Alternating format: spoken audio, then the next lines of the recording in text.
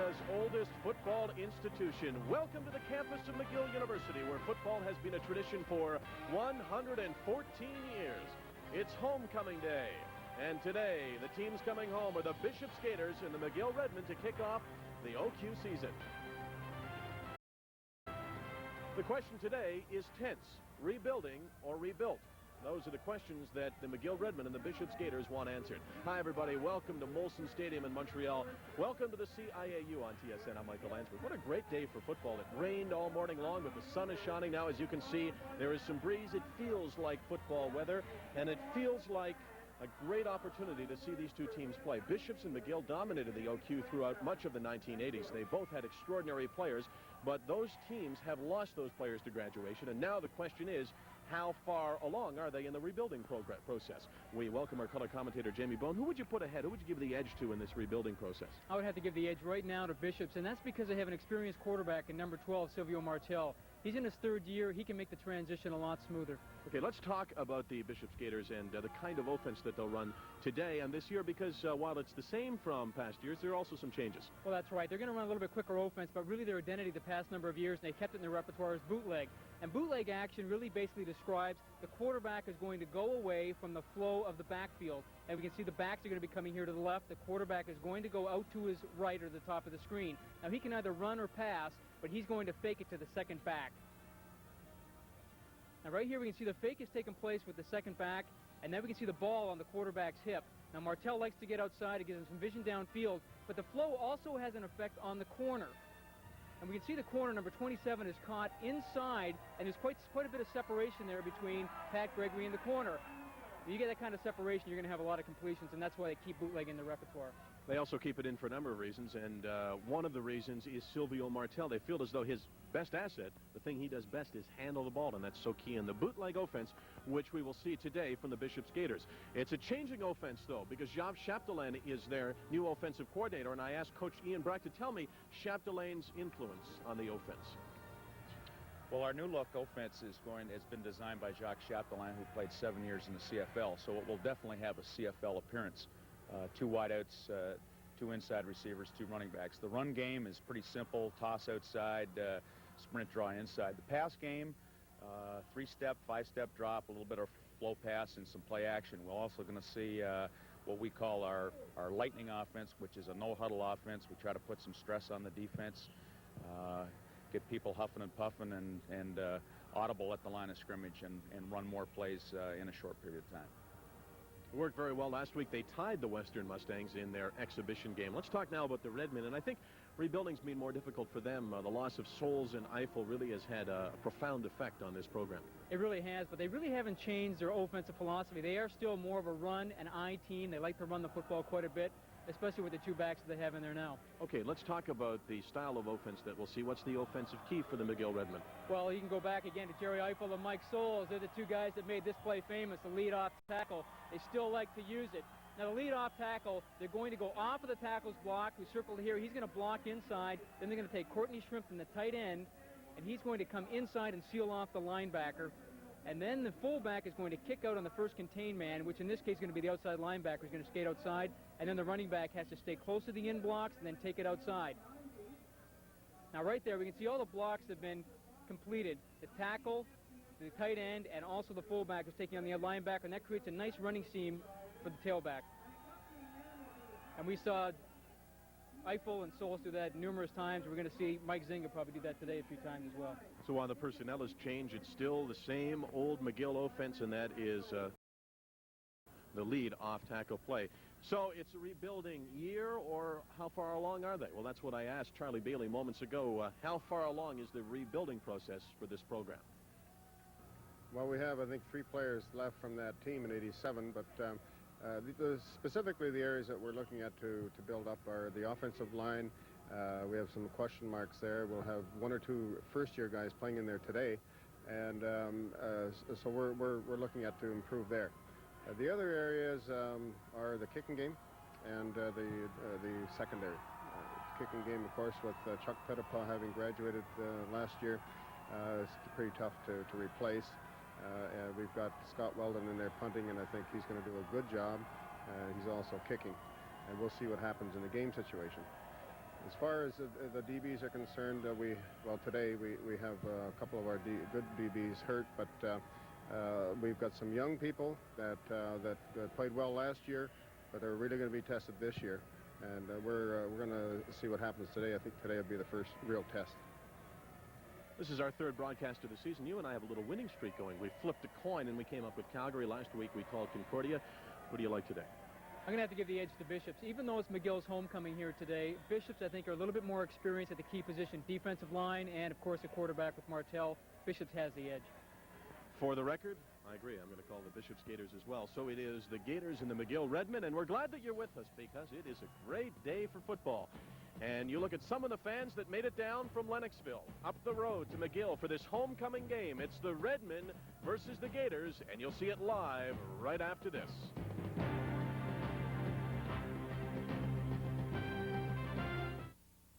Welcome back to Percival Molson Stadium in Montreal. I'm Michael Landsberg along with Jamie Bone, and this is our first opportunity to broadcast to you. When I say our first opportunity, I mean TSN's. The first time that we have been at McGill for a home game, and we're glad to be here, and we're glad to have the opportunity to see how far along these two teams are in that rebuilding process that both coaches admit they are in. Scott Weldon will kick it off for the McGill Redmen, and we are underway. This is the kickoff to the OQ season. Claude Siren has all kinds of trouble finding the ball, and now he's in his end zone, and he is going to go down on one knee and give up a single point. So the Redmen score as quickly as you can score. If the ball would have rolled through the end zone, there would have been no single point, but since he downed it in the end zone, it's 1-0 for the McGill Redmen. Let's take a look at this Bishops offense. The offensive line is fairly big, particularly on the right side. O'Byrne and Turin, they are big and strong, and you can expect that they'll run there a lot. Campbell and McCarthy are good backs. Look out for Granville Campbell. Silvio Martell now in his third year. They expect big things from them. And the receivers, relatively untested. Gregory has some experience, but there is some speed, particularly on the outside, which has been a Bishop's tradition in the past. So Silvio Martell in his third year at quarterback. And he feels some initial rush, but he gets away from it. Martell over the middle, and he threw a strike right into the hands of Sterling McNeil, 6'5", 228. Great size, but couldn't bring it down.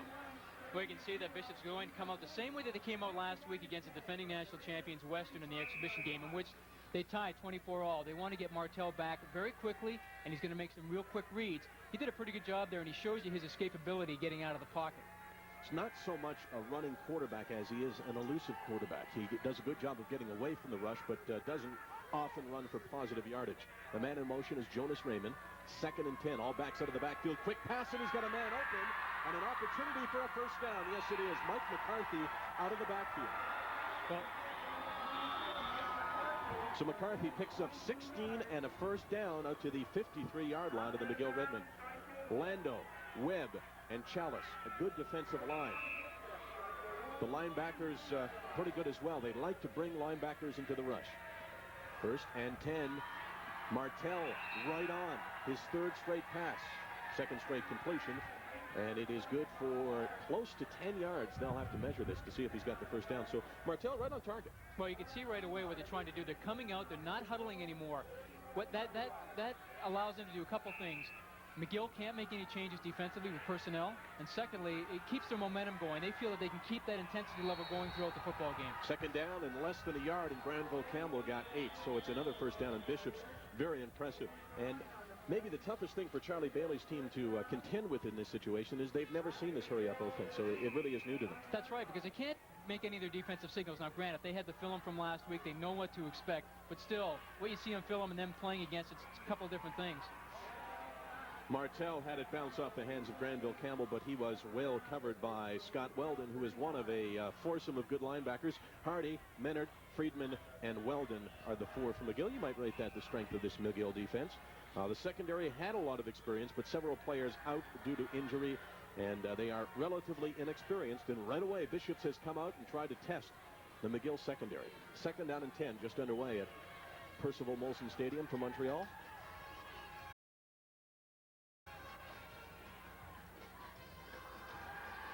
Martell looks to the right side and throws deep, but nobody's there. I think he believed that Jonas Raymond was going to break deep.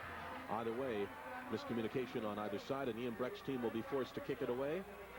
And I believe they're probably out of field goal range. There is a substantial breeze blowing in Montreal, but I think what Breck is feeling down on the sidelines there is not quite the breeze. We're kind of sunken in here. The stands go up fairly high, so it's well protected. So Greg Hiscox will kick it away. Back deep for the McGill Redmen.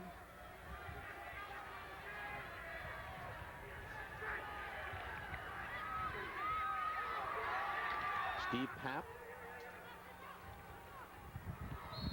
And it is Jean-Benoit Jubenville, and Jubenville brings it out to the 11-yard line, and that's where the McGill Redmen will begin their drive. So a couple of quick first downs by Bishops, and McGill is in bad field position. Well, it's going to be interesting now to see what Bishops is going to do defensively. Tom Allen, their defense coordinator, was telling us prior to the broadcast that they're going to come out and they are going to try to really force McGill to do some things. They're going to come with a lot of people. As we take a look at McGill's offensive line, number 60, Belanger, 62, Sept, J.P. Very at center, Emsley and Quiviger at right tackle.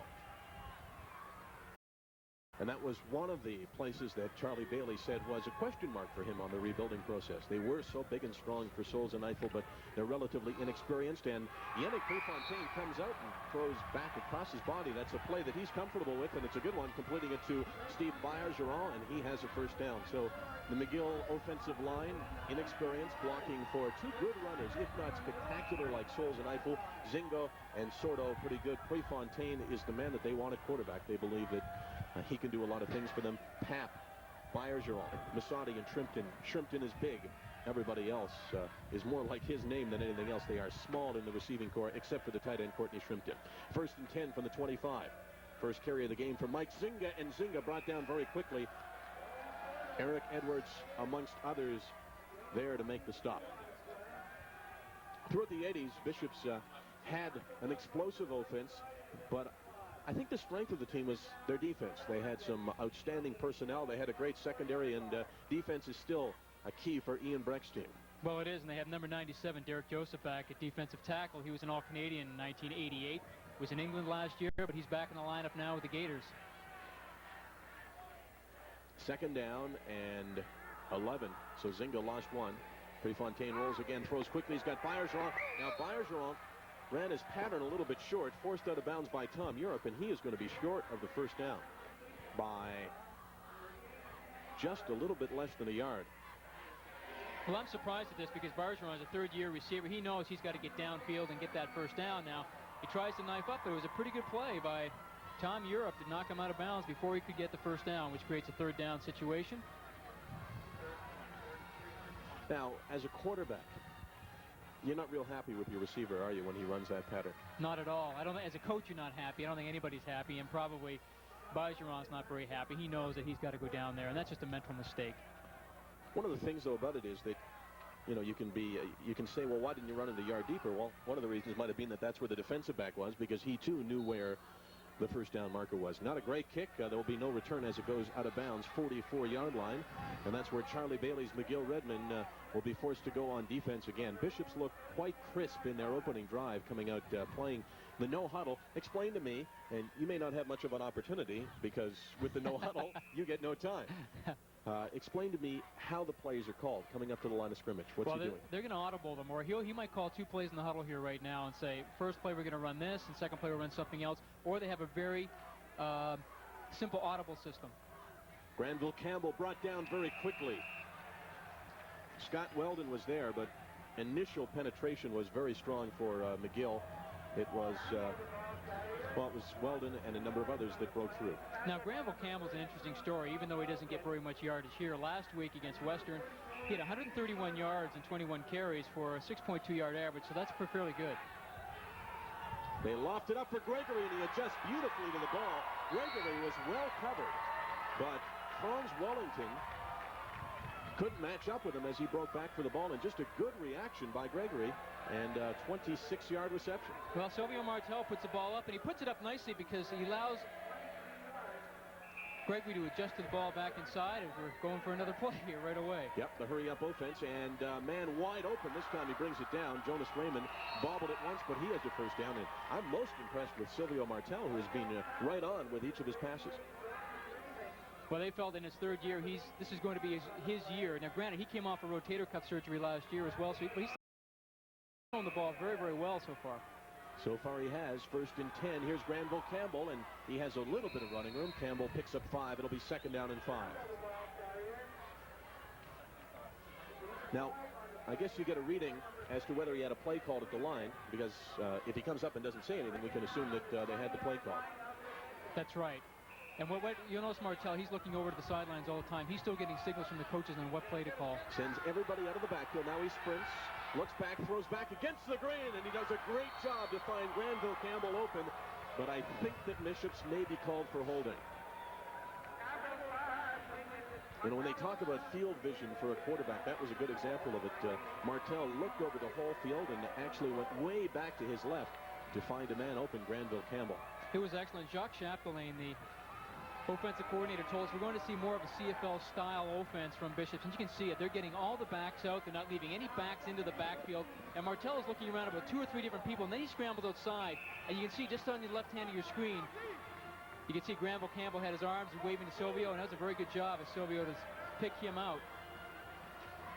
But it's all for naught as it comes back because of a holding penalty. 9:10 to go in the first quarter. It's the Bishops Gators and the McGill Redmen. Redmen got a single on the opening kickoff, but since then Bishops has looked strong offensively. 2nd and 15. Over the middle, and it's another strike, and again they'll be close to a 1st down. Pat Gregory coming back from the backside of the play, and Martell threw another strike. Well, Silvio Martell here is looking at 6 defensive backs who are playing man underneath and zone on top. You can see how close the defender is, and that's just an excellent throw in football. Now, Martell made the right choice, I think, there to throw to that receiver, but I question what he just did. He showed Ian Breck how much it was, and he showed him less than a yard. And from where we're looking, he needs 2 yards to make the 1st down. So if Breck set in the play here, it might not be the right play. 3rd and 2. Campbell on the keep. Campbell gets to the outside, cuts back, and he's got a 1st down. Granville Campbell following the lead blocking of Derek Joseph, 6'2", 255, a defensive lineman. They love to run behind him in the short yardage. Well, there's no secret which way they're going to run here, because they do put number 97 Joseph in the backfield, and wherever he's going to align, he aligned on the right side. They're going to kick out the contain, and then Campbell's going to cut up underneath it. So whichever side we see Joseph's on in short yardage, we know that's where the ball's going, and probably McGill know that's where the ball's going as well. Knowing isn't the same as stopping, is it? No, that's right. And actually, they will leak him out of the backfield and throw the ball to him. He caught a touchdown pass last week against Western. Silvio Martell. McGill stacks it up. 8 men along the line of scrimmage, and they had the right defense for this play. Penalty is down, but Granville Campbell saw very little running room that time. Bishops may have moved early, and that's the indication. Legal procedure against the Bishops Gators. McGill might be happy to refuse this one. They didn't really pick up more than a half yard on the play. You know, it's interesting. Granville Campbell is really an interesting story. Dennis Walker was a great running back here with the Bishop Gators. And then there was Keith Kelly, and Granville Campbell was behind both of them. And finally, in his 5th year, he's finally getting his first chance to start. And if the first game is any indication of what he's capable of doing, Bishops is a heck of a running back in their offense this year. From Lorne Park Secondary in Mississauga. Silvio Martell, they refused the penalty, so it's 2nd down and goal from the 8-yard line. Martell, here's the bootleg that Jamie talked about, and Martell looks way back across the field, and he tried to have the same kind of communication with the receiver that time, throwing it away from the defensive back, but it was a little bit too low. So McGill defenses it very well. Pass was intended for Ben Lefebvre, incomplete. But you can really feel with Bishops, they're very aggressive on offense. And, you know, when you're playing quarterback, I think it's very important that the coach impress that upon you. Be aggressive. Go out there and get it done. Don't sit back and wait for somebody else to do it. And, boy, you know, Silvio Martell, this is really his type of a football game. He's got pretty good numbers right away at the beginning of this first quarter. Greg Hiscox will try to give Bishops the lead. They trail at 1-0. Hiscox up and good. So the Bishops Gators are rewarded for 2 strong drives. This one ends up in a field goal. The Gators, and we speculated who was further along in the rebuilding process. Look to be that way right now. They have been most impressive for Coach Ian Breck. Welcome back to the CIAU on TSN. I'm Michael Landsberg along with Jamie Bone. This is the Percival Molson Stadium on the campus of McGill University, where the Redmen are taking on the Bishops Gators in homecoming game. A lot of Bishop's fans have made their way down the road from Lennoxville. It's about a 90-minute drive from Lennoxville, and you've got a combination of fans here as you look at the Bishop's section, which so far has been much more vocal, much more in the spirit of homecoming, I think, than the McGill section, which is a little bit more quiet. Maybe that's reflected on what we've seen in the football field. Bishop's looks a little better right now. Well, they have a little bit more to cheer about, obviously. Bishop's is very impressive in their opening drives, moving the ball fairly well, throwing the ball at will, and they're really mixing it up. I mean, they're throwing a lot of different looks to McGill right now.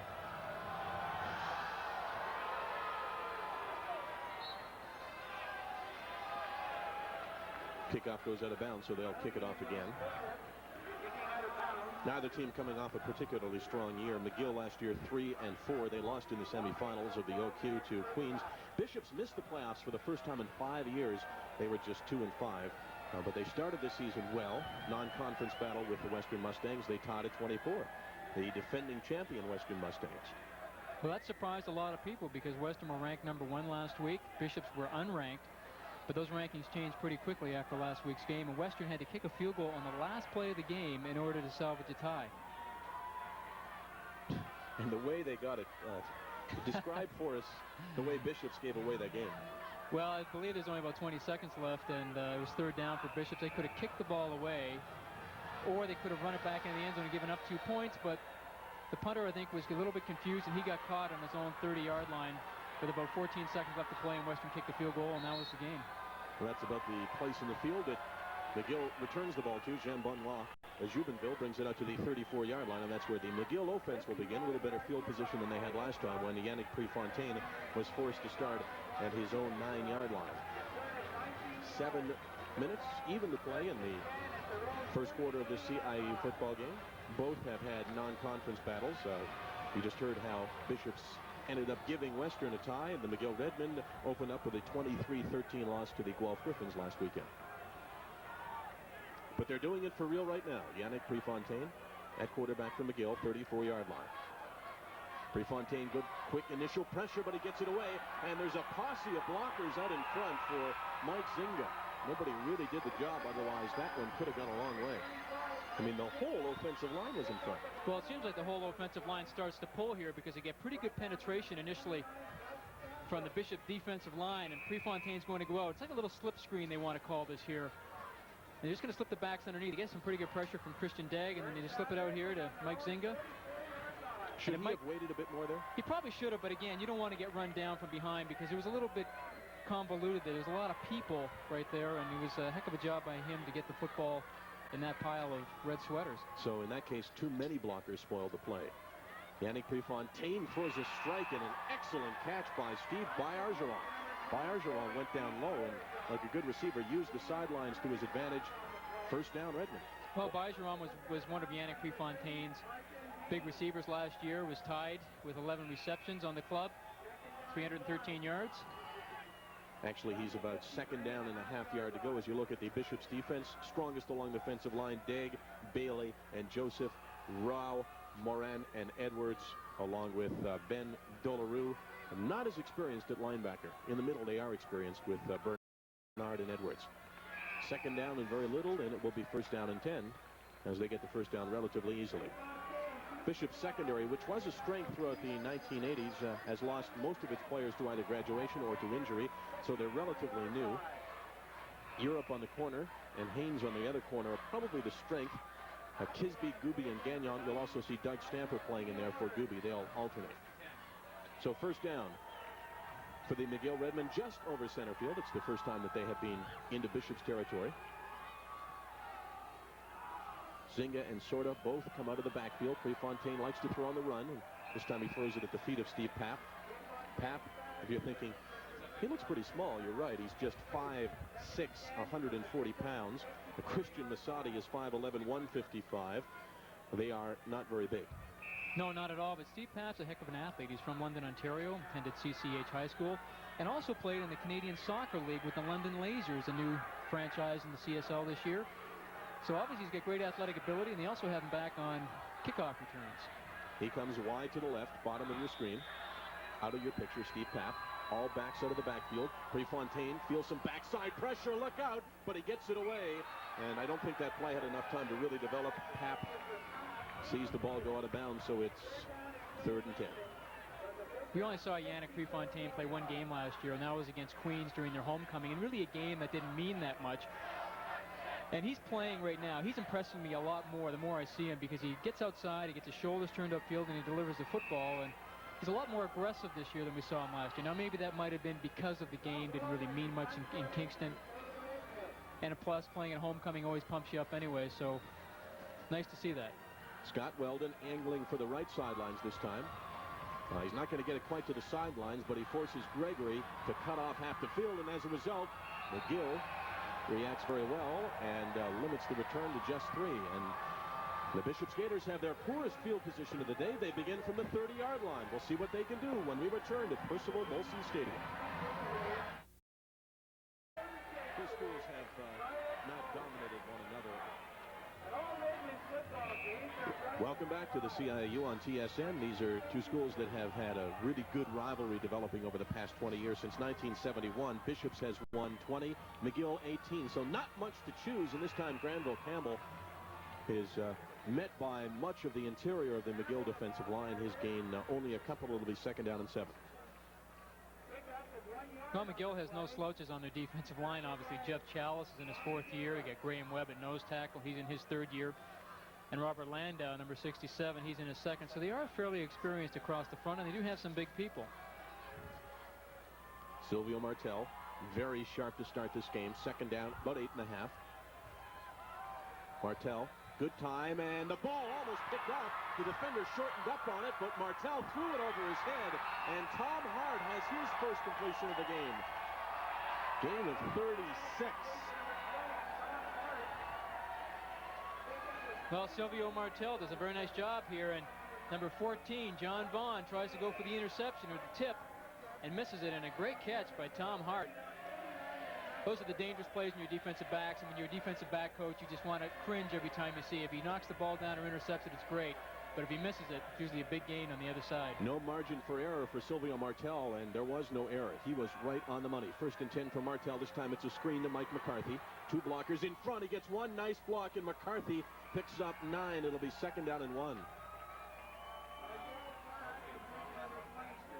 O'Byrne was leading the way. O'Byrne along with Silvano Turin, and they did a good job. Well, Bishops are really mixing things up here. I mean, they're throwing the ball short, they're throwing it long, they're throwing screens out here. I mean, they're doing a lot of, they've been very well prepared for this game, and especially against this McGill defense. Mike McCarthy, 6 feet even, 228 pounds. 2nd down and 1, so Derek Joseph is in. He's the 3rd back. And Joseph leads the way, and Joseph opens up a nice hole. Penalty comes down behind the play. It'll be holding against Bishops, and that is a bad mistake to make. 2nd down and 1. But the only way that you can mess it up is to hold. Well, last week we talked about why holding is such a big drive stopper. Watch number 97 leading the way.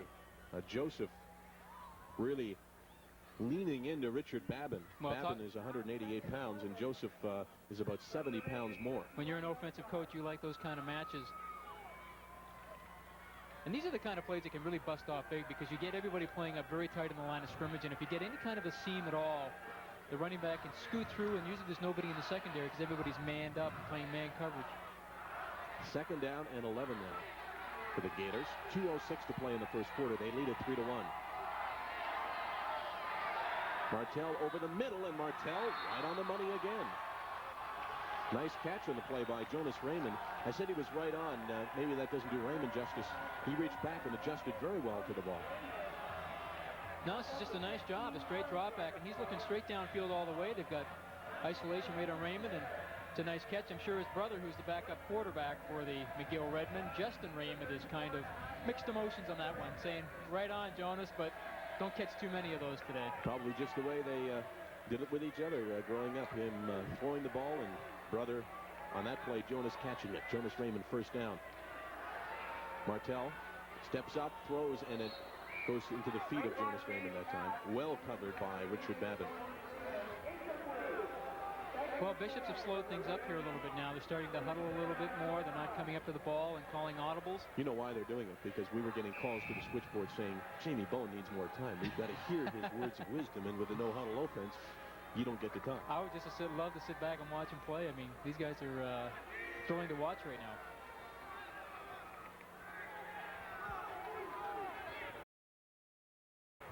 A second down and 10 for Silvio Martel. Ball's right on the 35-yard line. Likely not in field goal position, and it's picked up through the hands of number 81, Sterling McNeil, and it goes right into the hands of Robert Taylor. So a break for the Redmen, and the Redmen will begin from the 22-yard line when we return to Montreal.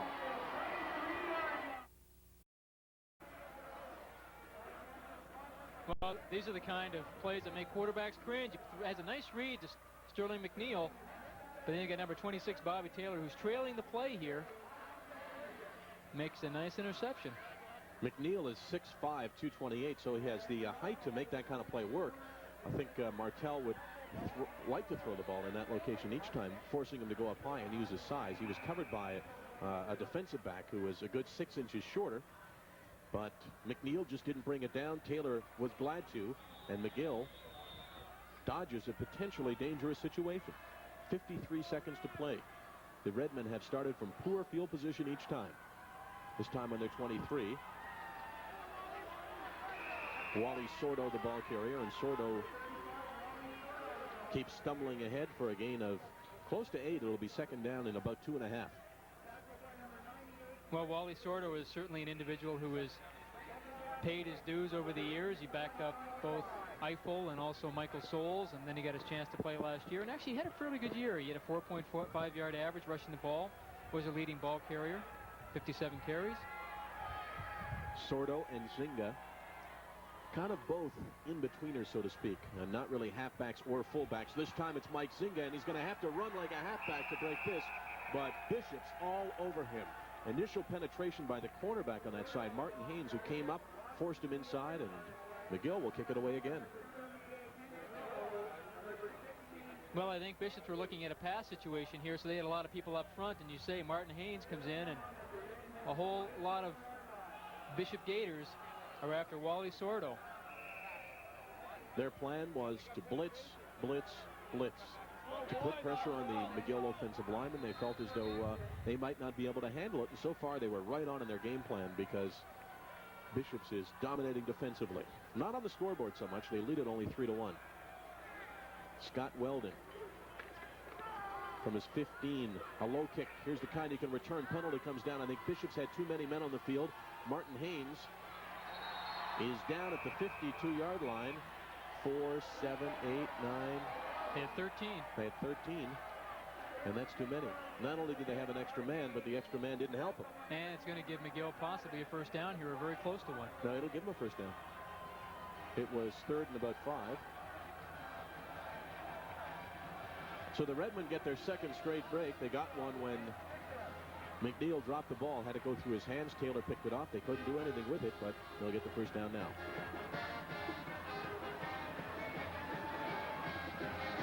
Well, I know from coaching in the past, whenever you have special teams going on, sometimes you can have an injury for a person that is on the offense or the defense, and then they get injured and they're not sure whether or not they're off of the special teams or they're supposed to be on or somebody's been replaced, and obviously that's what's happened. So they had 2 people out there that were, when there's only supposed to be 1 person. Bayer-Giron has caught 3. He comes wide to the left. So far he's been Prefontaine's favorite receiver. Soto and Zinga both out of the backfield, and that one got away from Prefontaine, sailing over the head of Steve Papp. He was only 5'6". 6'6" wouldn't have been good enough there. And especially he's throwing from on top of the crown. The fields all have crowns, so the water runs off. That's the end of the first quarter. Not a great one for Yannick Prefontaine or for these McGill Redmen fans, but they seem to be, I was going to see happy, but I didn't see many happy faces there. We'll see who gets happy when we return. It's the Gators by 2.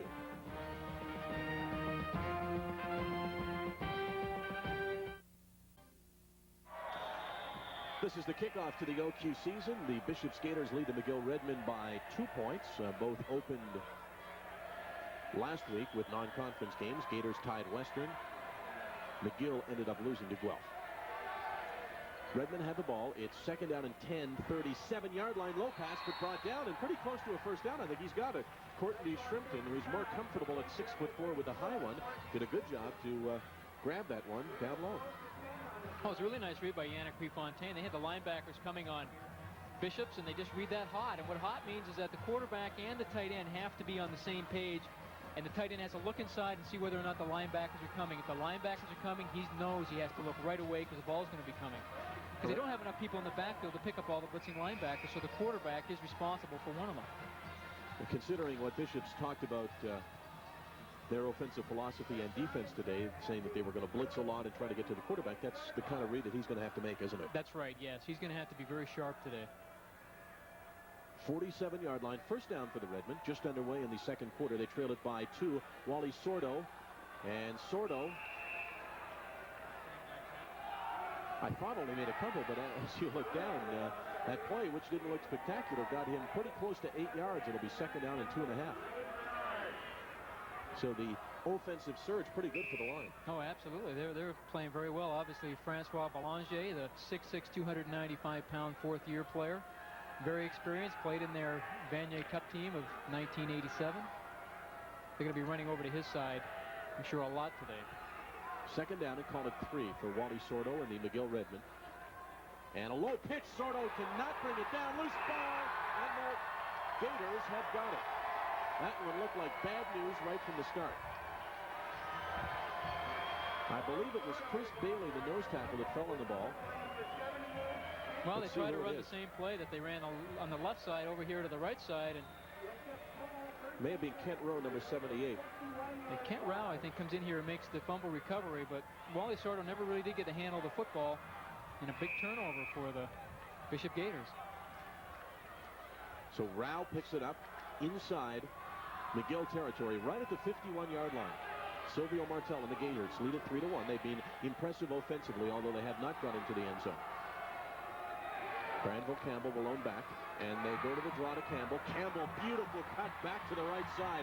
Campbell keeps the feet going and gets close to a first down. That was a nice run by Campbell. Well, he shows you the kind of athletic talent that he really has. And I know that he said, I've been playing in the shadow of Walker and also Keith Kelly.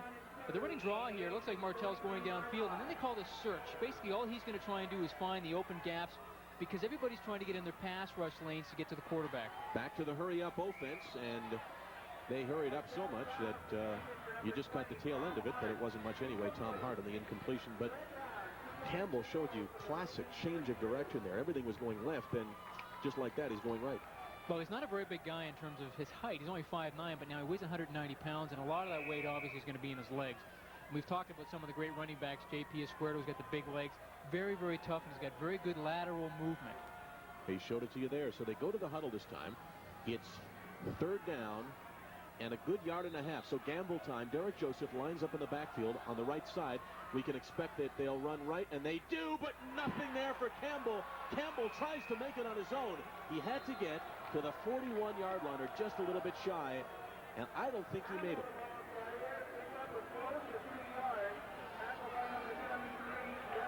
He is short of the first down. The Redmen will take over here on downs. Well, they have great penetration by 43 Scott Weldon, and it was amazing that Campbell could even get out of that situation, let alone make it close to the first down. And there's a case where it seemed like McGill decided that the ball was going there. They had stacked up that side. They saw Derek Joseph. Twice they had run behind Derek Joseph, and he is short of the first down. They do not make it. So an outstanding defensive surge by that McGill right side of the defense, and they turn the ball over on downs. That's a big play considering the way this game's been going for McGill. Scott Weldon with the big play. So Redmond have the ball at their 42-yard line, first and 10. Tough to get a reading on exactly what they want to do so far because they really haven't been successful, no long drives to get a feel for what they're all about. 12:03 to play in the second quarter. Mike Zinga is the ball carrier. Zinga's gain is negligible. It'll be second and long again. McGill would like to run the ball on first down. It is much the way it's been the last 5 or 6 years here. A traditional offense built along the running game, but so far the running game hasn't set up the pass very well. Well, I'll give you an indication. Back in '87 when they did win the Vanier Cup, Brian Fuller, I believe in the Vanier Cup, only threw maybe 5 or 6 times the whole football game, and they gave the majority of the work to Souls and Eiffel. And they scored a lot of points against the UBC defense. Prefontaine came out and simply slipped and fell, but it may have only may have been very irrelevant in the sense that he was going to get sacked anyway. Big rush on Prefontaine. Well, they bring up Doug Stamper, defensive back, number 29, right on the line of scrimmage, and he comes in and actually makes the sack. And we talked at the beginning of the show, they're going to come with a lot of different blitzes, and boy, they're not only going to bring their linebackers, but they are going to bring their secondary people as well. Prefontaine gets back, and I don't know whether he slips or whether he just decides this is bad news, I'm getting down. I don't think it would have mattered one way or the other. I think he just avoided getting hit. The inevitable was exactly that. Weldon has it partially tipped at the line. Now, a penalty came down. I don't know whether Bishops was offside. Something didn't look right in the interior of the line there. Illegal procedure against the McGill Redmen. Bishops will happily decline it, and they get the ball on an 18-yard punt almost at midfield. So it's the Gators by 2, and we'll see what they can do when we return. You know, so many people have been coming to see the new Suzuki Swift that we had to move into this somewhat larger showroom. People just love the way Swift saves gas. And when they test drive the 16-valve Swift GT, they gain respect. And you would not believe how many people come to see our family-size Swift sedan. And then when we tell them Suzuki's price, oh, here they go again. Man, people really like these Suzukis.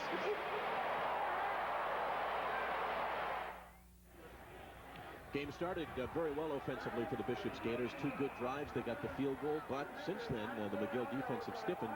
What's Bishops not doing what they were doing early? Well, they're not coming out with that hurry-up offense, and they're not throwing the ball as short, and they're getting a little more conservative now. I'm kind of surprised by it. Maybe we'll see them get back into it. Silvio Martel sends 4 receivers right, 2 to the left, and he drops the ball, and now he gets dropped by Graham Webb.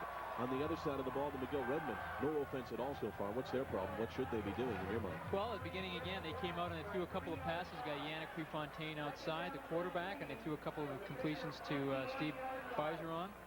Yannick Prefontaine is not a drop-back style quarterback. He's the kind of guy that makes things happen when he gets outside, as most quarterbacks are in Canadian football. You've got the wide open field. It's better to get outside and kind of create things. With the threat of the run, even though he's not a big runner, there still is a threat of it, and he will take the ball. So Bishops throw shorter, McGill sprint out more. I agree, yep. Martel, big backside rush again. Hagen Minard is there. McGill defensively has really solved this Bishops offense. They're going in the wrong direction, Bishops are, and a loss of 6 on the play. Well, they're showing a lot of different adjustments here, and Martel again only the 3-step drop, and normally you don't get to a quarterback from the outside on a 3-step drop. Normally you have to get to him coming up the middle, but Menard, who normally plays inside, when they're going second down and long, they're bringing in an extra defensive back, and they're putting Menard outside. He came on a nice outside rush. So it's 3rd down and a whole bunch, and Greg Hiscox will kick it away. Here comes the rush. Hiscox gets it away. Low spiral that goes out of bounds at about the 40-yard line. So McGill, I think, very happy with the turn of events here. They're hanging in this football game for Charlie Bailey, and he could have been a lot worse. I think that's a good point. They're hanging in here. I think the longer that they can stay close, the more confident they're going to get, because I think everybody, and I think us included, came in here thinking that Bishop played very well last week against Western, scored 24 points, and Western's no slugs of a football team. They were probably going to have a great advantage coming in here today.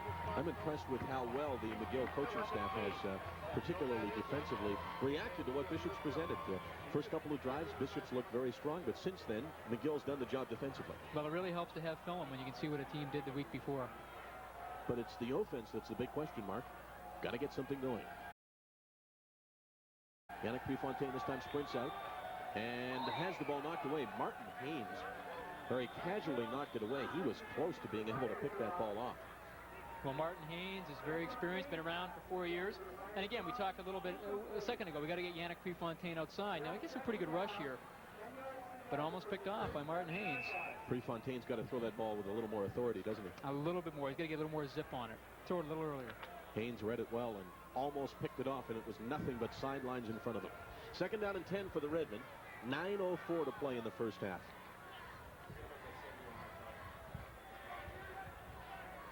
Everybody out of the backfield. Here comes Derek Joseph. Prefontaine. And this play was just never developing. Way down in the secondary, there is a penalty marker, which would probably indicate holding or pass interference of some kind. Likely holding on Bishops. But it looked there like the McGill offensive line was overpowered. All kinds of players broke through. Josephs from the backside, Delarue from the front side. Well, they're not as concerned backside, really, if the quarterback is, in fact, sprinting out. Now, if he's sprinting out and stopping and what they call a semi-roll, they're concerned because they don't want to have any penetration. So it is a penalty on the defensive secondary. And now, that's a rule change this year as well, Michael. They notice how Prefontaine did not throw the football, but they still call pass interference. In the past, it used to be only if he threw the ball, they would call it. But they've changed the rule now, saying that if he gets outside and it looks as if he's going to throw and there's any kind of interference downfield with the secondary, they will, in fact, throw. Then we're going to see right at the top of our screen, right to the top right-hand corner, just went out of there, but that's where the interference took place. Looked like a collision more than anything else. Both offensive and defensive player went down.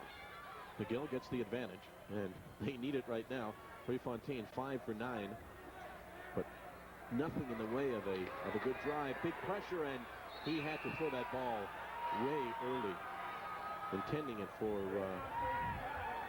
Tom Salidis, but the rush there was the key for Ian Breck's defense, and Prefontaine never really got to set up. No, they're doing a lot of different things. We were talking about their blitz package here. I mean, they're looping guys inside. They're bringing them straight up. That time they brought in number 95, Ray Bernard. Straight up the middle, and there's no back inside to take him. Now, he sees him coming, Prefontaine. Now, folks, you see number 60 there. Now, number 60, that is not Francois Boulanger's man by any means.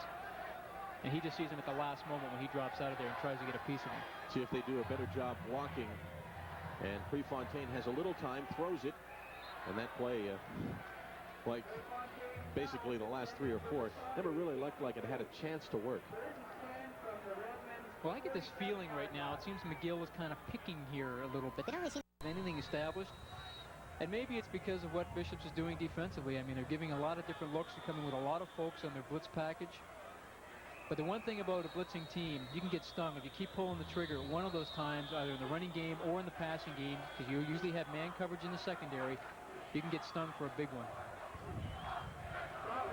Hasn't happened yet, but they're still in this football game, of course, trailing only 3-1. So even though they have struggled miserably offensively, no reason to think that if they get it going, they can't win this game.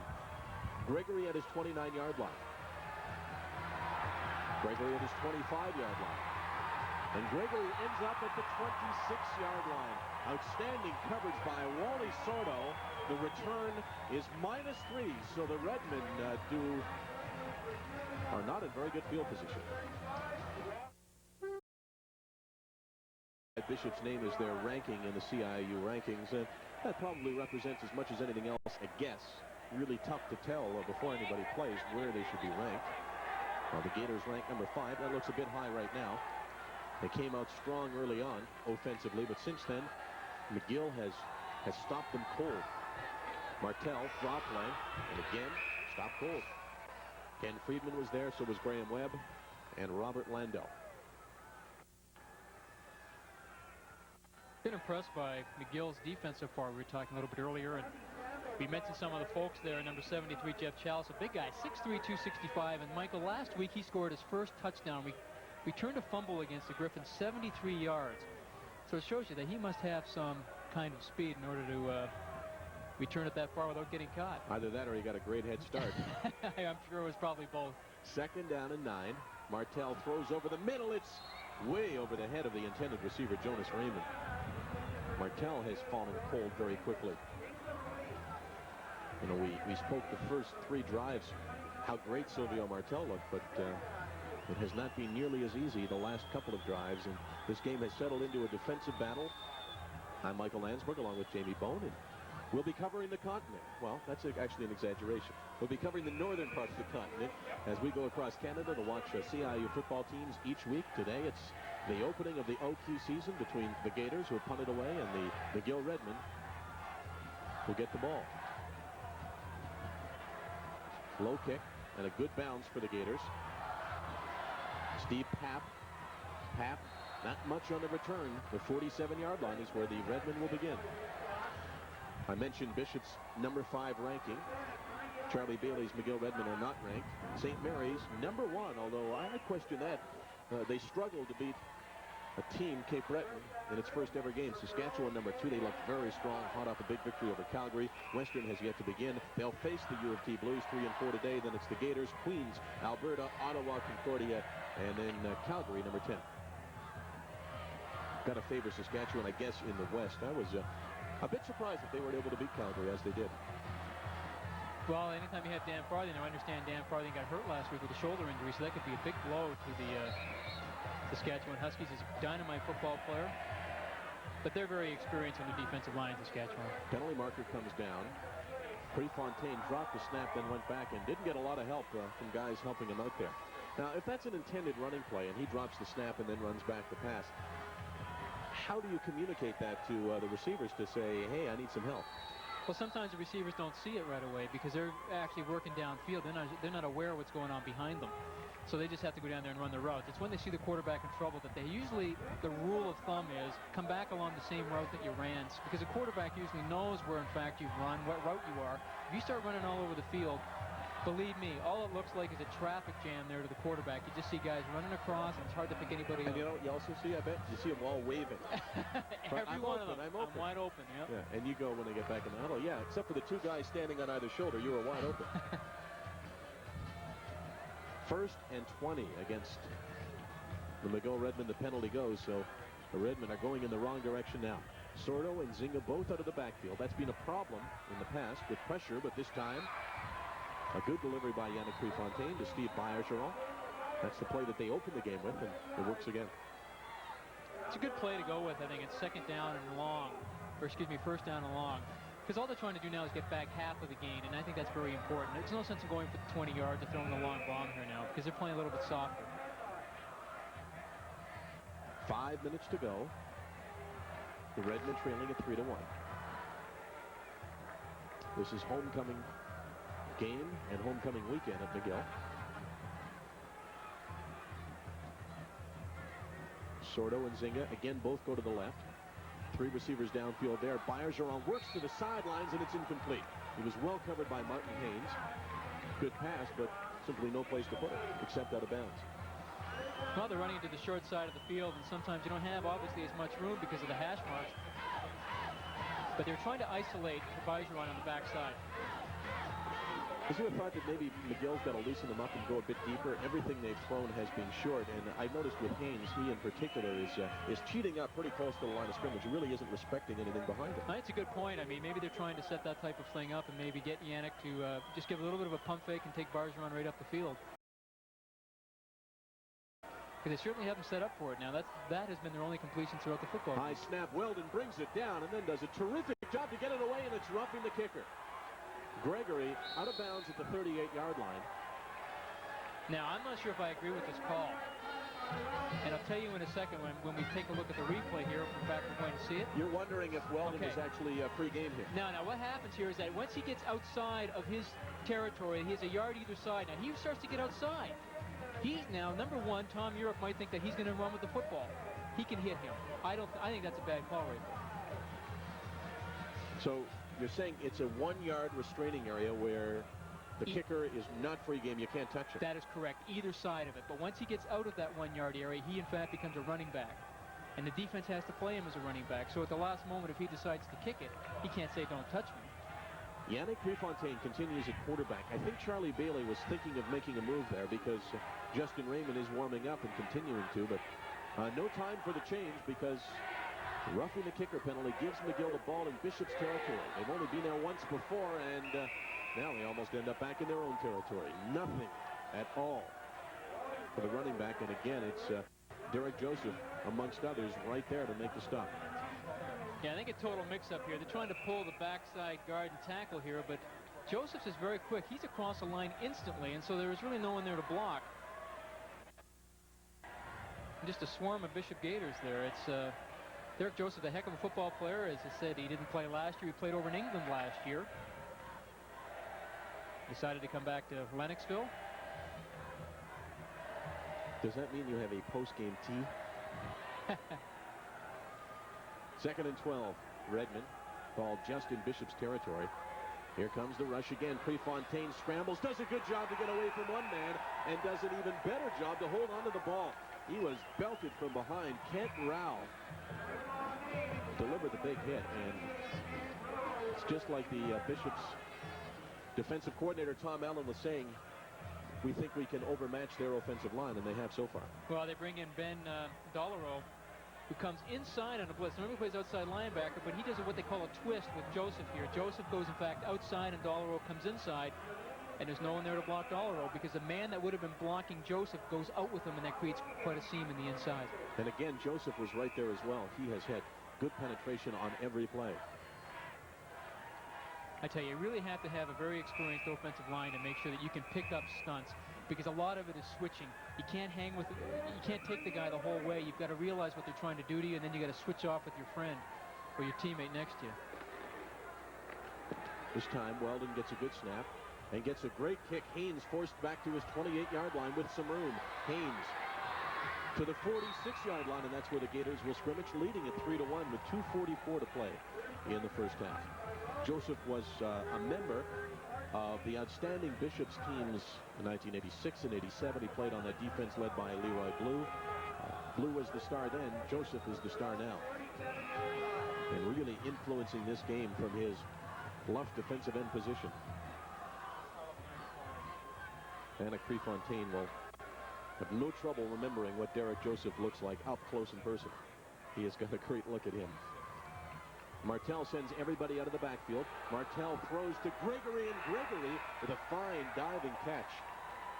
Post corner pattern, wasn't it? That's Came right. in, went out. That's your famous post corner pattern that you demonstrated last year. He's going to Gregory all the way. You can see his head. He's looking over there, a semi-roll. And he gets a defensive back turned around a little bit and creates some separation. Martell throws quickly to Gregory, and it's almost picked off. Simultaneous contact there. Franz Wellington and Gregory both went for the ball, and give that battle to Wellington. Well, the defensive back, Franz Wellington, is usually going to look at the quarterback. Once a hand comes off the ball, he's going to attack where the quarterback is throwing. You can see a very aggressive play. Did he throw that ball too far? Gregory seemed to be hooking and waiting for it, and the ball was thrown deep. Either way, it's an incompletion. 2nd and 10. Screen play. Big Mike McCarthy. McCarthy is going to have to do it on his own, and he can't do it. Inside the 40 to the 38-yard line, but they needed to make it to the 36. So it'll be 3rd and 2, almost 3 yards. So far, on 3 occasions, varying distances, they have gone for it on 3rd down, and that's what they're going to do here. So Ian Bretz elects to put in the big boys, including Derek Joseph. Will they continue to run behind Joseph? Last time, McGill stopped it cold. I think here they might try and, they're going to call a timeout here. I thought they might try and come out and run play action pass here, maybe try and hit Joseph in the flat. Because, I mean, if you're the outside linebacker, Sam Hardy or Scott Weldon, whoever's going to be on that side, and you see big number 97, Derek Joseph coming at you, you're going to try and get frozen there for a second. You're just expecting a big hit. If Joseph has the kind of athletic ability that he's shown, he can just kind of slip by and get out in the flat untouched. And if Martell can put the ball to him, that can turn into a big gain. Because on the last situation, as you look at Martell talking to Jacques Chapdelaine, the man with the headset, he's the offensive coordinator. The last time on 3rd and 2, they ended up running simply behind Derek Joseph, and McGill would have to be foolish not to know where they were going, and they stopped it. That's right. Now they've called a timeout. Now I think this kind of negates that surprise, because McGill's going to sit back there and think about it as well, saying, geez, you know, last week against Western, they ran him out. Geez, you know, that's something that we're going to have to be aware of. So they're probably telling the outside linebacker, listen, they've got 2.5 yards or 2 yards and a bit to go. Be wary. Make sure that if you're going to take him, don't you allow him to escape outside. You've got to submarine Joseph right away. Well, the defensive captain from McGill also had a chat with the defensive coordinator for the McGill Redmen, so this is a collaboration there. Joseph, third man in the backfield. Joseph leads the way, and Campbell is going to be close to the first down. I don't know whether he made it. That was an excellent tackle by Richard Babin, number 10. Franz Wellington there as well. And it's close to a first down. Well, there's no surprise. You're just trying to go off tackle right behind Joseph again. He gets a great block on number 10, Richard Babin, but a nice hit. But I think his weight might have just taken him forward enough to give him the first down. You know, there's a certain amount of ego involved in that, and I'm not sure it doesn't get in the way where you say, yeah, you know where it's coming, but just try to stop us. Well, McGill's done a pretty good job of doing that. And they don't quite do it well enough by a half a ball. The Bishop Skaters get the first down. I think it was a pretty good call. They were out of field goal range. I think that it would have been a long field goal, 45, 46 yards. It's kind of a blowing wind here, swirling wind. They don't want to probably punt the ball. I mean, there's only a couple of minutes left in the ball game. Why not go for it? I wasn't thinking so much not to go for it, but maybe go away from running right behind Derek Joseph. 4 straight times they've done it, and McGill seems to be onto it. Granville Campbell so far the bulk of this Bishop's offense. 1st and 10. They fake to Campbell. Martell lots of time. He throws over the middle, and it's incomplete. The ball was underthrown a little bit, and the receiver was forced to try to adjust to it. Number 99, Christian Degg. Number 9, or was it Jonas Raymond? Well, play action pass. They come out in the backfield as if they're going to run that power, and they fake it, and it was Christian Degg. You were pointing to Jonas Raymond on your chart. Christian Degg is a defensive lineman. And he got downfield pretty well, didn't he? He was open. He sure did. He was open, and I think Martell saw how wide open he was. He wanted to get the ball to him. Derek Joseph is saying, hey, I thought I was the receiver defensive lineman. Coach, put me in. That's right. A little competition there from the defensive line, but a holding penalty takes Bishop's back to their own or to McGill's 46-yard line. Do you feel like Martell's maybe out of his rhythm, the one that he was in earlier? I think a little bit, but again, you got to give credit to McGill because they've really gotten him out of that rhythm. Good coverage that time. As you sort of scan downfield when the ball's being thrown, stride for stride, all of the Bishop's receivers well covered. Difficult to tell who he was intending that for. Let's call it Sterling McNeil. And not in defense of Sylvia Martell, but I think one of the things as well, when you change your offense and you bring in a new coach as Jacques Chapdelaine, is he trying to run a whole different system here? It's difficult. I mean, for the first couple of games, everybody in offense feels like they're a rookie again because they're trying to learn the new system. And sometimes you can put in too much too soon. Here's the bootleg action. Martell stands in there, throws the ball deep. He's got a man, and it is a touchdown! Pat Gregory, outstanding reaction to the ball. He caught the ball and fought his way into the end zone. Well, it's a great score, but it looks like Sylvia Martell is down on the field taking a big hit. But this is bootleg action, what we talked about at the top of the show. They run a little bit differently here out of I formation, but Martell does a nice job. He looks outside, and then he comes back in the middle with Gregory dragging from the backside. A great concentration and way to keep your feet. Well, let's talk about a guy hanging into the pocket knowing he's going to get hit. He got pelted, but he put the ball out there for Gregory, and he got enough on it. Well, you think quarterbacks don't get hit in this league? You just watch this play right here. Boom. Takes a lot of courage to stand in there when you know that's going to happen, and great to see that he got up and got off the field under his own steam. Conversion attempt is good, so we have our first touchdown of the game, and it is a spectacular one. Pat Gregory made the catch and fought his way in for the score, and it's the Gators by 9. Sylvia Martell, 47-yard play to Pat Gregory, and the Bishop's Gators now lead the game by a score of 10-1. 1:34 to play in the first half. Gators started the first half well and appear to be finishing it well. They struggled in between. This will be Jubenville from his 12. Jubenville out to the 32-yard line. And that's where the Redmen will try to get something going and try to put a scoring drive of their own on. As for the Bishop's Gators scoring drive, it was 7 plays, totaling 63 yards. Key was the 47-yard touchdown pass to Pat Gregory. And they mixed it up with 3 running and 4 passing. Well, in retrospect, it looks like that third down call was a very good call. I mean, he only made it by half the length of the football, but it turns into 7 points for Bishops. Let's see if McGill can respond with some kind of offense. It has not been a good first half for this Redmen offense. Yannick Prefontaine leads them out to the 32-yard line. That's where they begin. And the quick toss to Wally Sordo. Sordo is going to have a tough time getting to the outside. Not going to make it there. Well, Tate Kisby came up and did a good job. Sorry, Michael. They also have a new quarterback in there. Yannick Prefontaine is not in the football game right now. Number 12, Justin Raymond, is in the game, a second-year player out of Trinity College, Port Hope. And again, as you mentioned before, is the brother of Jonas Raymond, receiver for the Bishop's Gators. So you got a quarterback and a brother as a quarterback-receiver tandem. That works out pretty well for touch football, doesn't it? Sure does, and he's got good size, 6'3", 185 pounds. Justin Raymond takes over with exactly 1 minute to play. Second down and, well, it's second down and 8, but now it's going to be 3rd and 8 because they're going to lose the down on the delay of game penalty. And the one official tells the other one no loss of yardage, simply loss of down.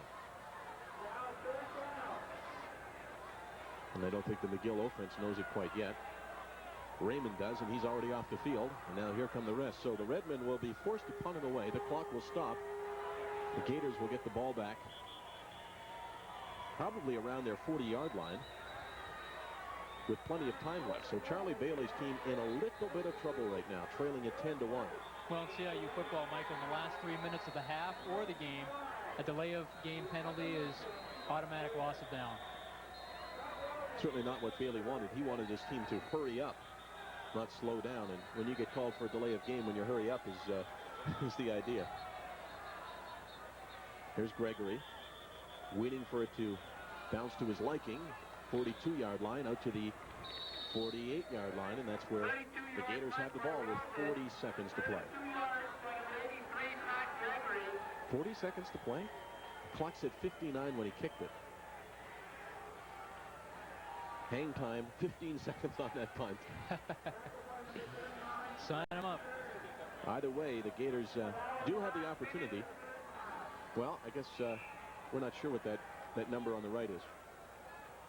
I guess it could be an 8 if it's missing a large part of it. Either way, Gators 1st and 10, 48-yard line, leading at 10-1. Let's see if Martell goes to the air. It's Granville Campbell. Canville picks up 5 or 6. It'll be second down and 4 or 5. Hagen Menert there on the stop. Would this indicate that Bishops is going to try to run out the clock? Or I think that's what it looks like right now, and take that 10-1 lead in at the half. It's funny when you go with the hurry up all throughout the first half, and then when you're in a hurry up position, you would think you go with the huddle. But the rule is when you're ahead, slow down. I don't like that rule. I think Jim Murphy at quarterback, and that might be one of the reasons why Bishops is not willing to put the ball in the air. Granville Campbell is short of the first down. Silvio Martell tucked the hit. I saw him warming up on the sidelines trying to get loose to see if he could go, and Ian Breck decides to take no chances and puts in his number 2 man. Although Ian Breck expected that we might see Jim Murphy today. I think that's a smart move by Ian. I mean, it's almost to the half. Wait till halftime. You've got 20 minutes. Get the medical people to be able to check him out at the half to see whether or not he's all right. Because, you know, after all, he is coming off of rotator cuff surgery last year, which is probably for a quarterback one of the most serious operations that you can have. Because obviously, if you have torn rotator cuff, you can't throw the ball very effectively. There's a lot of pain involved in it. That has been corrected as we take a look at the injured ball player with McGill. You know, there was a time before surgery developed on the rotator cuff the way it has that would end a player's career. If you had rotator cuff problems, you were done. Well, a very good example was Greg Cook, who was a quarterback years ago at the Cincinnati Bengals, who very promising career, had a torn rotator cuff as a rookie and never really came back from it. The injured player for the McGill Redmen is John Vaughn, defensive back. So it's Jim Murphy, number 16, or excuse me, number 13 at quarterback. Canville came up a little bit short of a first down. Now, here's an interesting call by the Gators. It's 3rd down and a half yard, and they're going to go for it. Ball is right on midfield, so if they don't make it, the Redmen get the ball with 16, 17 seconds to play. Now, the clock's going to continue to tick, so they can just run it down. I thought Campbell had got out of bounds, but he didn't. So Murphy might be going down a little bit too early. There's 5 seconds to play. He would have been wiser to run off a little bit more time. And this is something that Bishop obviously has a lot of trouble with. They have to work on this one. I mean, they did it last week, something very similar, but there was some time left, and they managed to kick a field goal to tie the football game. That's when you're a quarterback. You just got to stand there and wait till the clock ticks down to about 2 seconds, and then just take a quick snap and then step back and go down. He could have let it tick down to 0. There were 19 seconds when the play was blown in, so he could have let it run right down and taken the delay of game if he wanted anyway. And then it would have been their ball, though, because it was third down. It would have been changeover. I believe, though, that you don't lose possession. I think it's a 10-yard penalty on third down.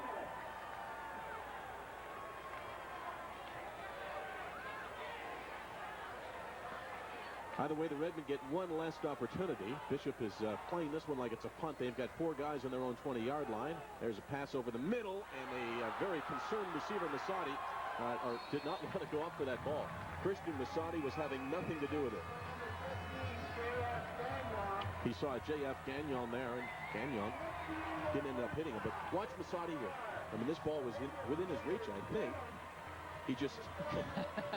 said, I'm not going to take that big hit. Are you crazy? The half's almost over. He said, I'd rather hit than be hit. And it goes as a relatively meaningless interception for J.F. Gagnon. So the first half has come to a close. The Bishop's Gators were impressive on their first 2 drives. They got a field goal out of it. The Redmen got a single point on the first play of the game, and it has been all downhill since.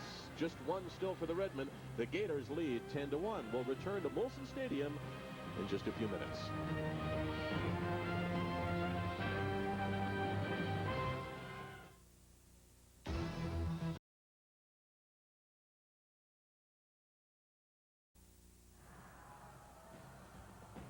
Look at a beautiful campus. This is McGill University. Welcome back to McGill. I'm Michael Landsberg along with Jamie Bone as we are halftime in the Redmen Bishop's Gators game. The score right now 10-1 for the Gators. You know, I talked in the opening about tents, whether these teams were rebuilding or rebuilt.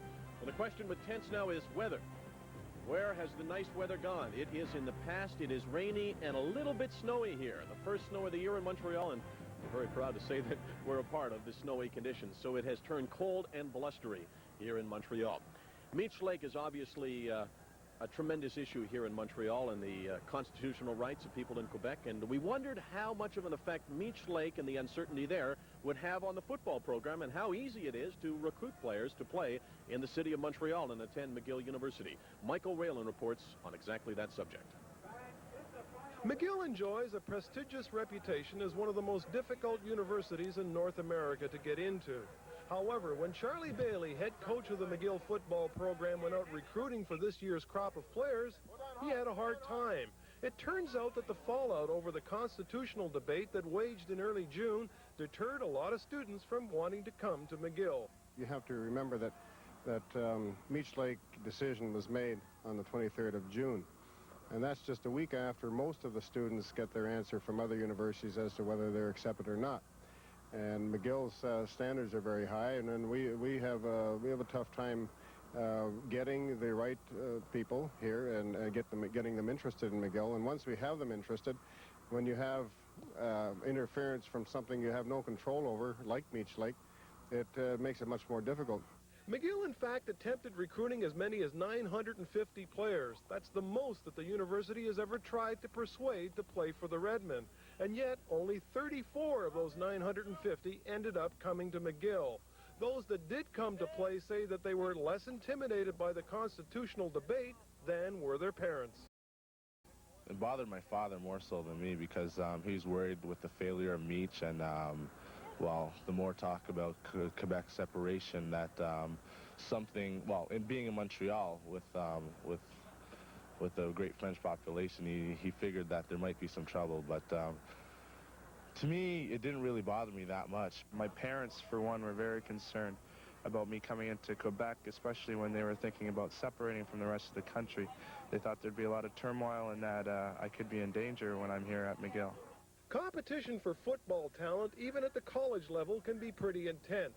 It was not beneath certain recruiting officers at other universities to use the Meech Accord failure as a leverage to get players to choose their school. A couple coaches from the other schools were kind of trying to persuade me not to go sort of on the angle of the Meech Lake, but they didn't really pursue it that much.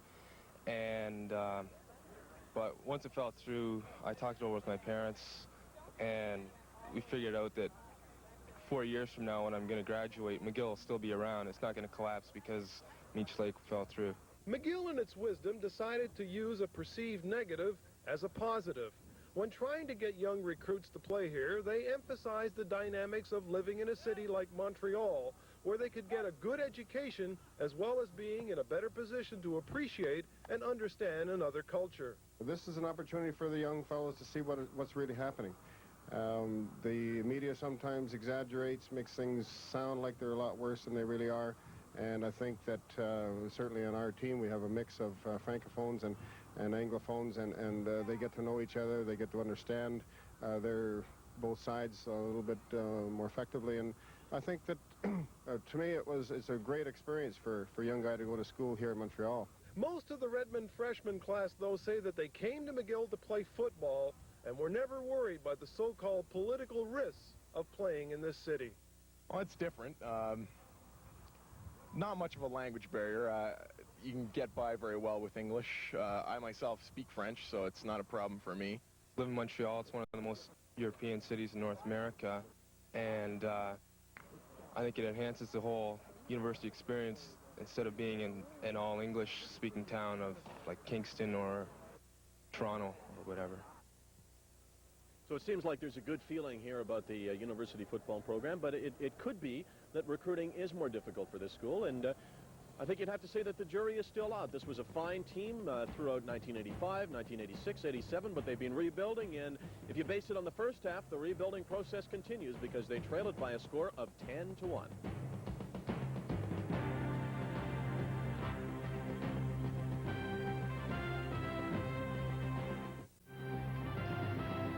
A powerful Bishop's defense and an opportunistic offense, and the Gators lead the McGill Redmen by a score of 10-1 after one half of football here on the campus of McGill University at Percival Molson Stadium.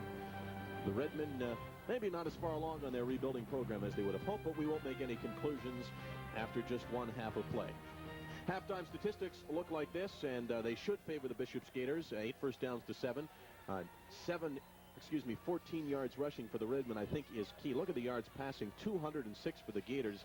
So they moved the ball, although they didn't get into the end zone much, and 3 turnovers for the Gators and 2 for the McGill Redmen. But the key there, I think, is yards rushing for the Redmen. A running team with 14 yards, that's big trouble. Can't win very many football games, and your identity is, in fact, running the football, and you're only accumulating 14 yards in the ground in the first half.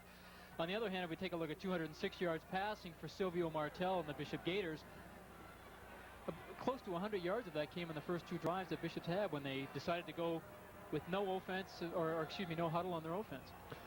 This is a wide open year, not just in the OQ, but all across the country. There really isn't a team that looks to be a huge powerhouse that you figure to win. And, well, this is a good matchup late in the first quarter in the big game of the day as far as 2 highly ranked teams. Western and Toronto, the Mustangs, Jamie Bones Mustangs, lead my U of T Blues by a score of 6-0. The Blues under Bob Lako rebuilding, and many think rebuilt. In the East, Mount Allison leads St. Francis Xavier by 5 at the half. Both of those schools probably in the second tier in the East behind St. Mary's and Acadia. And Cape Breton at the half trailing Acadia by a score of 14-1. In case you're new to the CIAU this year, Cape Breton is making its first appearance in the CIAU. Laurier leads McMaster by a score of 7-1 in Ontario. And it is Guelph over Waterloo by a score of 11-1. Guelph forced to rebuild with Mike Shoemaker gone. Windsor leads York by a score of 7-4. Be interesting to see what the Yeomen can do this year. Yeomen with a new coach, a new program, and hopefully new life. And the new weather conditions right now, very, very cold, and as the umbrella indicated, somewhat wet. And the ball goes out of bounds without being touched, so McGill will be forced to kick it off. You can just feel the temperature dropping every moment. When you and I did our opening back at 1:30 Eastern time, it was sunny and warm, and I could have taken off my jacket now, and not only you don't want to take off your jacket, you're looking for another jacket. I thought it was just me. I thought I was just excited. That's why I was shivering a little bit in the end of the first half. But I think now I realize when we stepped outside, it's a little chilly out here, and there actually was a few little flakes of snow, it looked like to me. So looks like winter's come a little early here in Montreal. and has come very quickly, maybe too quickly for Ian Breck's team. Ian Breck in his third year coaching the Bishop's Gators. He took over from Bruce Coulter. Coulter, a legend at the University of Bishops, where he was really a miracle worker, building a program with very little in the way of resources, and certainly in terms of the size of the school. How big's Bishops? What's the enrollment there? They have 1,675 officially, what the enrollment is there, and it's in Larcheville, Quebec, about 90 miles outside of Montreal. 1,600. I think at U of T I had classes bigger than 1,600. 30-yard line, and a big hole opens up the middle. Bishops with its best return of the game. Claude Siren takes it out over midfield and into McGill territory. So Bishops jumps right out to start the second half. They lead it by a score of 10-1. Oh, a nice return. It is running straight wedge, return middle, right up the middle, and he just busts it. Finds that little bit of a seam, and you can tell he's one of the backup running backs on the Bishop Gators, so he knows how to run with the football. Claude Siren, 210 pounds, but he showed you some quickness there. Silvio Martel back in at quarterback, so that's nice to see. At least for the Bishops fans. Probably not the best news for the McGill Redmen, but the Redmen take a timeout. They only had 11 guys on the field, so number 10, Richard Babin, decided that, hey, we've got to get something straight here, and he called a timeout because there's no sense of starting off the second half when you're one man short. Well, coming from the dressing room now is Franz Wellington. Wellington, I saw number 70 just make his way in, so he was late coming out. And they didn't have a cornerback, and one thing you don't want to do is play without your cornerback. You know, maybe a linebacker inside the quarterback isn't going to pick it up right away, but if he goes and sends a wide receiver to one side and there's nobody over there. Well, that's a good heads-up play by Richard Babin. I mean, to, in fact, notice it. Obviously, he was playing in the inside safety position, looked out to his left and didn't see Franz Wellington out there and thought, where is he? And realizing he wasn't there, just decided to call a timeout. That's unfortunate because timeouts become so valuable in the second half, and especially in the last 3 minutes. You don't want to be blowing them when you don't really have to. But of course, if he wouldn't have taken the timeout then it may not have meant anything late in the game. They cannot afford to give up much more, considering the way they've struggled offensively. 10-1, Gators lead it. Ball at the 50-yard line. Martel, quick pass, and it's incomplete. Intended for number 85, TJ. Depending on how you pronounce his name, he has always pronounced it Ethier. Ian Breck insists that somewhere in his heritage it should be pronounced Etier. Well, he's from Massachusetts, and he said he got him when he was down at a recruiting trip to Lowell, Massachusetts, and I believe the only American player on the Bishop Gators.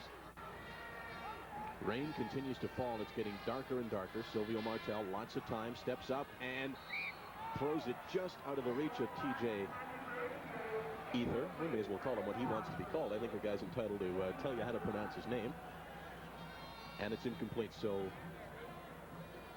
McGill gets fortunate again. They called a timeout and worked it okay. 2 straight incompletions. Bishops goes without a huddle on the third down. They have gone back to the traditional huddled offense. Papp and Jubenville back with a kick from Hiscox. And it's both of them at the same time, but it's Papp that ends up making the catch and nothing on the return. Very quickly downfield for the Bishop's Gators, Ben Dolarue. Well, sometimes when you see 2 players running into each other on the punt return, the 2 deep men, it's one of them is supposed to have the call, and I'm not sure which one was supposed to have it, but regardless, it looks like Steve Papp decided that's going to be my football, and number 12, Justin Raymond, is still in the football game for the McGill Redmen. So Raymond finished the first half, and he starts the second half, and he has his work cut out for him. 10-1, certainly a manageable lead for the Bishop's Gators as far as McGill's concerned, but they've got to get something going. Raymond throws, and it's picked off. This is not what they wanted. Tate Kisby for the score. Well, he got something going, but he got it going in the wrong direction. Well, that's not the great way for a young quarterback to start out in the second half. It's Justin Raymond, just a very short roll to the outside, and he puts it a little bit high, trying to hit Wally Sordo, but Tate Kisby was right there, and there was no one between him and the goal line. Is that just a bad pass or miscommunication? Watch Sordo. He doesn't even think it's being thrown to him. He makes no move at all. It isn't, and when you take a look at Sordo as well, you've got all sorts of people around him. You got number 95, Ray Bernard, the inside linebacker, was outside, and Kisby was on him, so probably not a very good read. and trying to force the ball in there when actually the receiver wasn't open. Tate Kisby out of Clarkson Secondary School, actually coached by Ray Zaremba, who is the assistant coach at the University of Toronto Blues, but he obviously lost Tate McKenzie to the Bishop Gators. That would be Tate Kisby as opposed to Tate McKenzie. Tate Kisby, that's correct. Right. Did I say Tate McKenzie? You did, yes. Thinking of York University. Let's talk about that York program for a second. I was going to say it's been down the last couple of years. Not that it's ever sort of dominated the CIU, but the last couple of years have not been good for the York University Yeomen. No, it hasn't. They had some pretty good years in 85, 86, 84, a few of those years. But you're right, they hit some hard times in the last couple of years. But now with Tom Arnott as a head coach, who knows? York might be back on top. And we'll see the York Yeomen against the U of T Blues in their traditional Thursday night battle. But right now it's a Saturday afternoon battle between Bishops and McGill.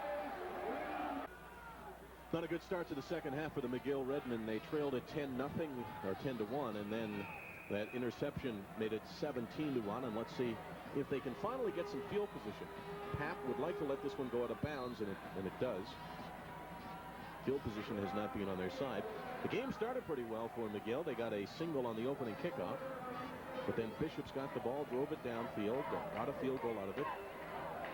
The game kind of fell into a defensive pattern after that, but Bishops got the late score on the 47-yarder to Pat Gregory, and then the early touchdown here on the interception by Tate Kisby.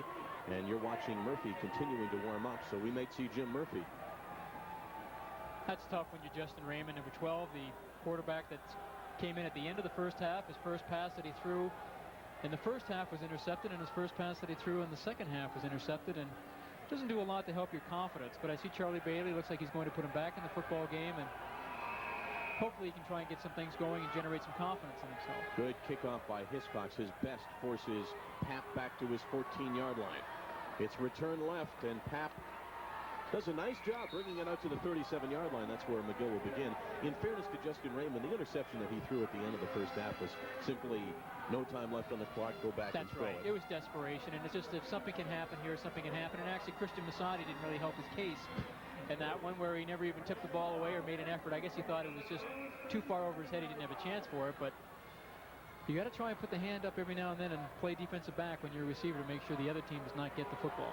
Well, let's take that last play of the first half. Christian Masadi didn't go up for the ball, but that's the first time that we even mentioned his name, and he figures to be an important part here. Wally Sordo, good strong running, his best run of the game, and the Redmen have a first down on a gain of 12 for Wally Sordo.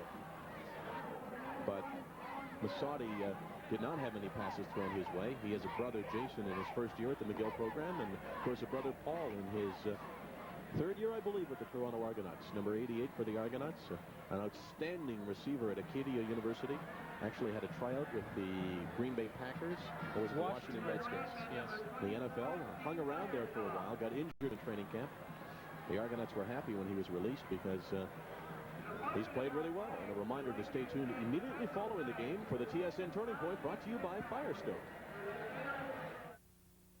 The McGill Redmen. Also stay tuned after the game for the Bank of Montreal player of the game. A lost contact lens for Steve Bergeron. And I don't know whether he found it or whether he just gave up. I imagine he gave up. So Sordo picks up 12 in the first down for the Redmen. We're just underway in the second half. Michael Landsberg along with Jamie Bone. Here's Sordo to the right. And he finds a lot less running room to the right. Submarining that play, going way down low, was number 5, Ray Bernard. And Sordo picks up 4. It'll be second down and 6.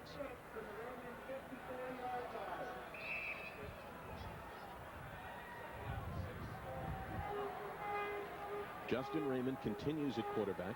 Yannick Prefontaine was the starter. He was not effective. Probably not so much his fault as it was simply the offense. Now it's Raymond. 2 passes, 2 interceptions. And a completion, but no yards. Steve Papp caught it, actually lost 2 on the play. Well, that's what they call the slip screen outside, or the hitch pass to the wide receiver. Now, you're going to see number 34 here, the tight end, Courtney Shrimpton, come into your picture. He's got to make the block there. If he makes the block, And Steve Papp's going to cut inside, then cut back outside. He's got some pretty good room to take it into a long gain. But that's a critical block for the tight end. On that play, not only was there not a long gain, there was no gain on the play. Loss of 1, actually. So Weldon, low kick into a breeze, and it's a good one. Haynes misjudged it or didn't give him enough credit, was playing a pretty short penalty down. Bishops will be charged with an illegal block and get the ball up to the 12. They'll end up with it at the 6. So if McGill is going to get back into this football game, great opportunity to do so. Bishops way deep in their own territory.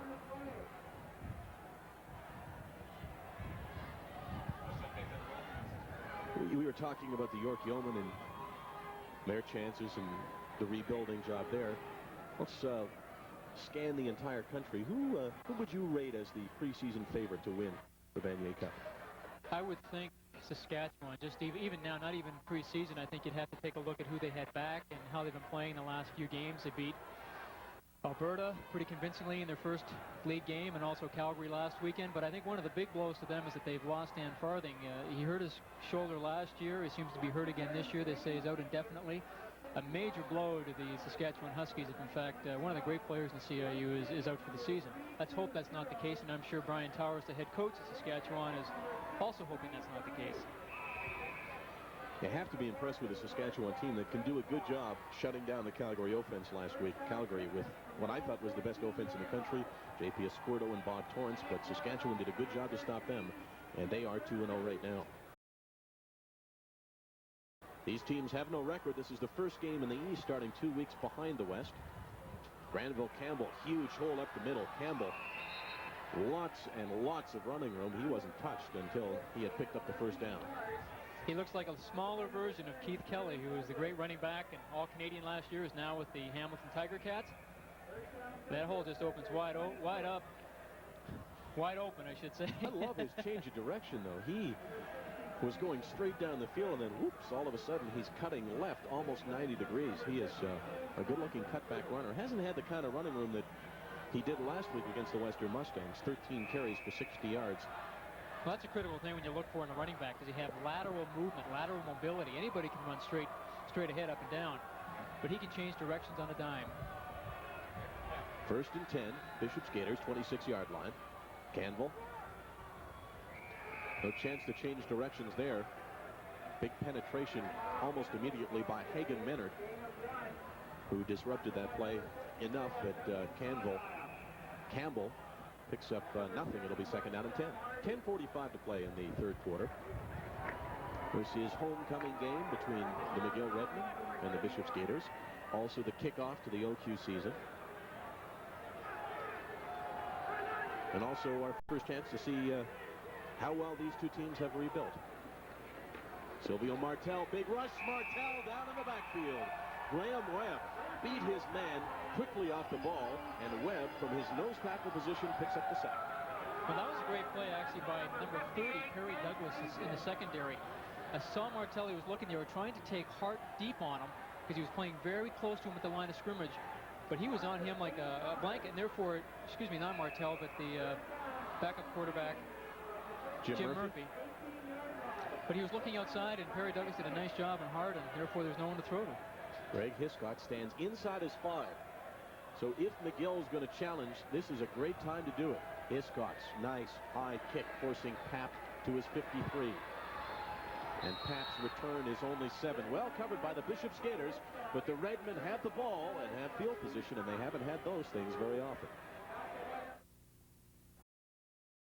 Their faces, and they've come out for the homecoming game, and the spirit is here, but the football on the field hasn't given them a lot of reason to celebrate. Those are the McGill Redmen fans. They occupy the far stands to the right, and it's Bishops to the left across the field. 1st and 10. Here comes the reverse, and let's see if they fool him.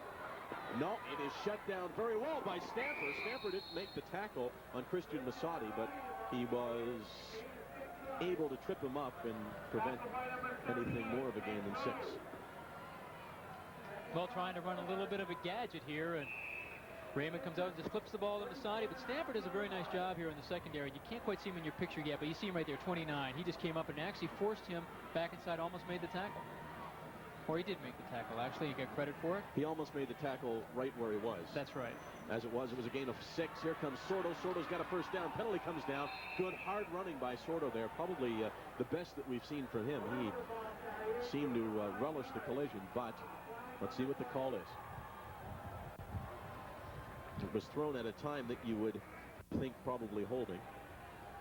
And that is going to be the call. Unfortunate for McGill. First downs have not come easily. Christian Masati on the block. Block might not be the correct term. No hold there. Well, Justin Raymond went over to the bench. You see him come on kind of late. He's going to have to hurry up to get this play off as he was conferring with Charlie Bailey. Let's see if Raymond settled down. He had 2 interceptions right away. His last pass was a completion. Here's the rush, and Raymond is sacked. Oh my, what pressure from the defensive line. Derek Joseph from one side and Ray Bernard from the other. And when they come from both sides, there aren't many places to go, as Justin Raymond found out. He could see his eyes almost open up wide when he ran one side, and he sees Bernard, and then he turns back the other way, and he sees Joseph. Well, I'm sure. I mean, they just overpower everybody, and then he tries to cut back, and then you see number 97, Derek Joseph's there. I mean, geez, that's a... When you're a quarterback, that's one of the things you hate to see the most. Well, the other colored jersey staring you right in the face. Wally Sordo had picked up the first down, but the holding penalty forced them back, so it's now 3rd and 30. Beautiful kick. The best of the day for Weldon. Forces Haynes back to his 20. Haynes finds a little room. Martin Haynes out to the 40-yard line, so much of that kick goes for naught. 48-yard kick and 20 on the return, and the 40-yard line is where the Gators will scrimmage when we return to Percival Molson Stadium. Ranked in the nation, lead by a score of 17-1. Murphy at quarterback gives it to Campbell, but he is stopped. And let's talk positively about this McGill team. Defensively, I think they've played pretty well. Defensively, they played very well. I think beyond our expectations. I mean, in the first quarter, they had a little bit of difficulty stopping that lightning offense by Bishops, but they settled down, and they've been playing it pretty tough. 17-1 is a bit deceiving. 7 of those points came on the interception, so that's certainly no fault of the McGill defense. 2nd down and 12 as Campbell lost a pair. Murphy sends Jonas Raymond in motion. 4 receivers, top of your screen. Throws back to the backside, and Campbell was the intended receiver, but the ball was tipped at the line of scrimmage by Hagen Menard, and it's incomplete. Well, they think Hagen Menard is their best linebacker. He was drafted last year by Ottawa and went to their camp, and he's back with McGill.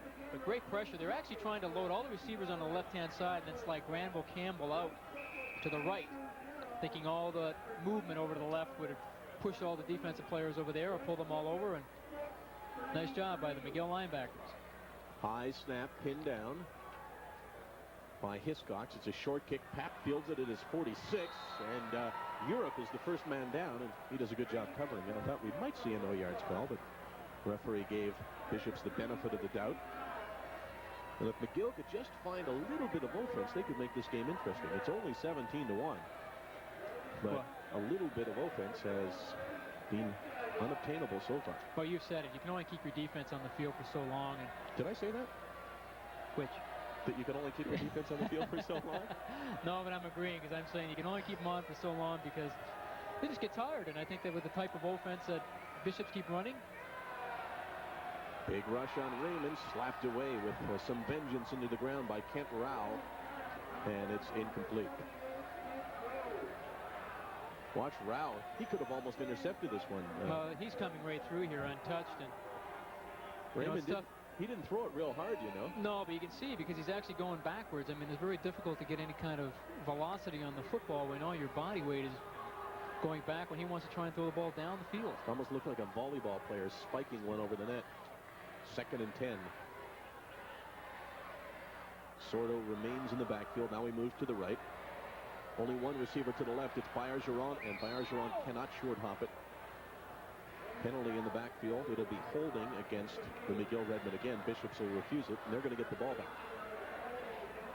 Well, the funny thing is that they're not even, when they try to hold Bishops, not even stopping them from getting in. So, not looking very good for the McGill offensive line right now.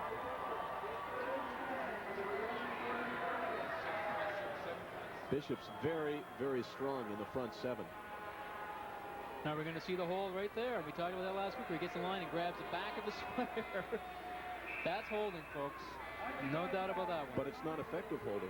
It slowed Bernard up a little bit, but not that much. He's probably still got his fingernails stuck in the back of his sweater. That's the only... Scott Weldon. His last two punts have been beauties. This one, low driving kick. Haynes forced to go way back. Good kick. Haynes has trouble fielding it at the 17. Haynes picked a nice route to bring it out, and it is a 15-yard return. The 33-yard line is where the Gators will begin with the ball when we return. Gators lead the McGill Redmen 17-1. The Redmen defense continues to play very well, but the Bishop's defense continues to play even better. And as a result, the Gators are in control right now, and they continue to go with their number 2 man at quarterback, Jim Murphy. Murphy has not had much protection, but this time he gets a little, and he gets a completion to number 85, T.J. Ethan. Well, it looks like they're getting back to that hurry-up or lightning offense again. I think it's an exciting part of the game, and I think it's something that it helps them with their intensity. I think it keeps them moving all the time. Second down and 1. Going to go to the air, and he's going to go to Gregory, and it's almost intercepted, but it's a reception. Franz Wellington was there, appeared to be in a position to step up, but fortunately Murphy put enough on it that it got through. And he actually threw it in the right spot. He threw it low. We can see he comes out here. I mean, there's no doubt of who he's going to throw it to, and he puts it nice and low so that Franz cannot come in and take the ball away. If he doesn't zip it in there, it's big trouble. Murphy steps back, throws across the middle, double cover. Number 88, Jonas Raymond, had a man short and a man long. Now, the hurry-up or lightning offense. What's the problem with it offensively? Now, we talked about the good things, how it keeps the defense up, balance, and it makes them tired. But offensively, what are the problems that the Gators would have with it? Well, I think communication, first of all, is going to have to be limited in terms of what they can do, because they're not going to have their whole audible system in at this particular time in the season. I wouldn't imagine. I mean, it's trouble enough to learn a brand new offense, let alone try and learn a whole new audible system. So communication would be a big factor. Murphy throws over the middle. Yeah, Mike McCarthy wide open in the flat, and that's sometimes a younger quarterback comes out a little bit predetermined, and instead of reading it, I'm sure when Jim Murphy goes off to the sideline, Jacques Chapdelain's going to say, go through your reads first. You've got the first read, the man in the flat, the back out in the flat, Mike McCarthy. No one took him.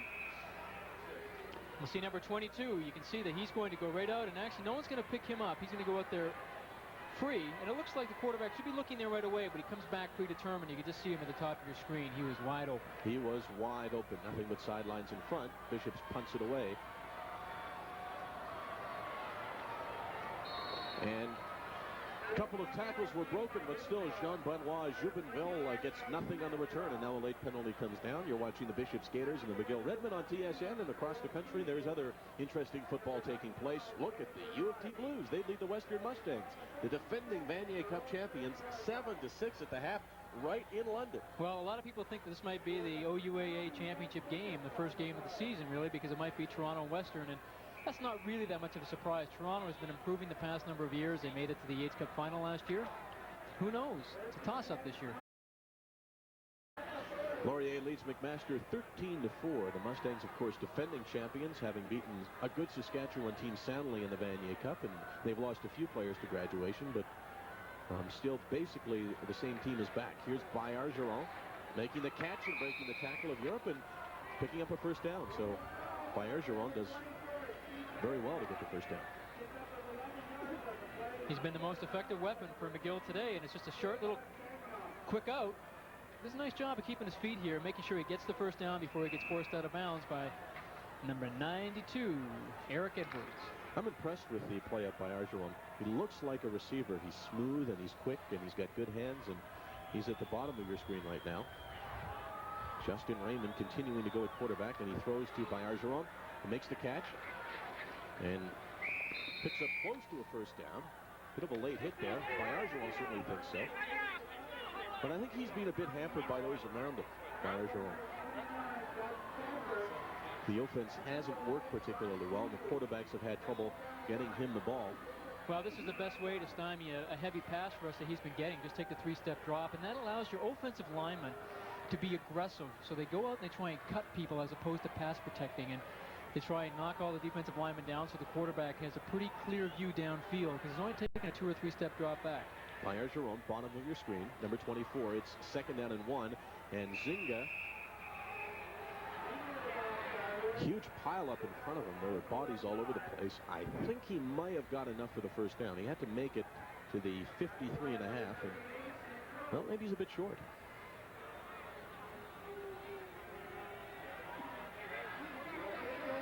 I think he's short by 2 inches. Well, I don't think there's any doubt of what McGill is going to do here. They're going to have to go for the first down to get back in this football game. I don't think you have to be a rocket scientist to realize that one. I said short by 2 inches. Yeah, but you're looking through that telescope, Michael, up here. I mean, you can see a lot better than I could. I thought with the new glasses this year that you'd be able to see it. You're in the wrong business, Michael. You should be I don't know doing something different. I don't. Well, now what are you That's saying? not a knock against your ability as a broadcaster by any means, but gosh, with eyes like that. So it's 3rd down and 2 inches to go. Justin Raymond with Zinga and Sordo behind him. Probably will keep it himself. He does. And he's got the first down. Actually made by 39 inches. And again, I keep stressing it, but the Redmen could get back into this football game. 2:13 to play. There's no reason to think that their defense can't do the job for them. The only question right now is Justin Raymond and the offense. Well, all you have to realize, or when you're a coach, you just say to your players, really, we're only 2 plays away to getting back in this football game. Let's see what they've got going here. Bayer-Giron goes top of your screen against Martin Haynes. That's the first time in a while that he has gone to the top. Let's see if they go deep to it. And they are going to go deep to Bayer-Giron, knocked away by Haynes. A great defensive play by Martin Haynes and a nice call by Michael Landsberg. Well, it was the first time in a while that they put him up there. And Haynes was right there. Haynes played him right off the line of scrimmage. He had covered him deep. It was the right call. I think if Raymond could have thrown the ball just a little bit sooner, maybe only taken the 2-step drop and got rid of the football and put it up there, might have been completed, because you want to throw the ball before the receiver is going past the defender, so that when the ball arrives, the receiver is in fact past him.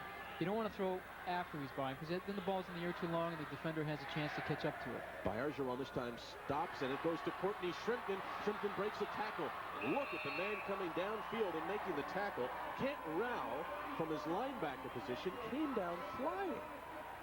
Well, that's a great play by Kent Rao, number 78, because he's coming on a little bit of a pass rush, and he doesn't give up. As Courtney Shrimpton just catches a quick slant in here, then you see number 78 Rao. I mean, he was rushing the quarterback. That's a great play. That's just great hustle. I think when you're a coach and you've got players like that who are never satisfied until they're making the tackle, those are the kind of players you're going to win with. McGill has something going. The key there was the fact that he was forced to make the tackle 15 yards downfield. 1st and 10, backside pressure, and they throw it up. A man open. Masadi drops the ball. A perfect pass from Justin Raymond, and Masadi couldn't catch it. I don't know whether he needed to dive there. No, I think the ball was thrown very well. It's a nice play by Justin Raymond to get outside. They're going to the left here, and they're just trying to run Christian Masadi on what they call a flag or a seam pattern to the outside. He kind of left his feet to dive, and the ball appeared to be right there. Yeah, that was a beautiful throw, and those are the kind that you've got to have in order to be successful and win in this league. You just can't let those opportunities pass you by. Especially when everything has been such a struggle today, when you get an opportunity like that. 2nd and 10.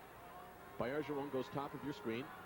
Pass, some kind of miscommunication. Steve Papp and Christian Masadi were to the left side. The ball fell almost directly between them. So Charlie Bailey must now decide what to do. I'm not sure that I wouldn't go for it, even though it's 3rd and 10. 17-1, 36 seconds to play in the 3rd quarter. And the ball at the 32-yard line, the field goal wouldn't be a sure thing. I think they need the touchdown. I think you're right. I think they have to go for it. I know what Charlie Bailey's probably thinking. Well, we're going to have to score 2 touchdowns and a field goal to win this game anyway. Bayer-Giron wide to the right, Papp wide to the left. 4 receivers to the left side.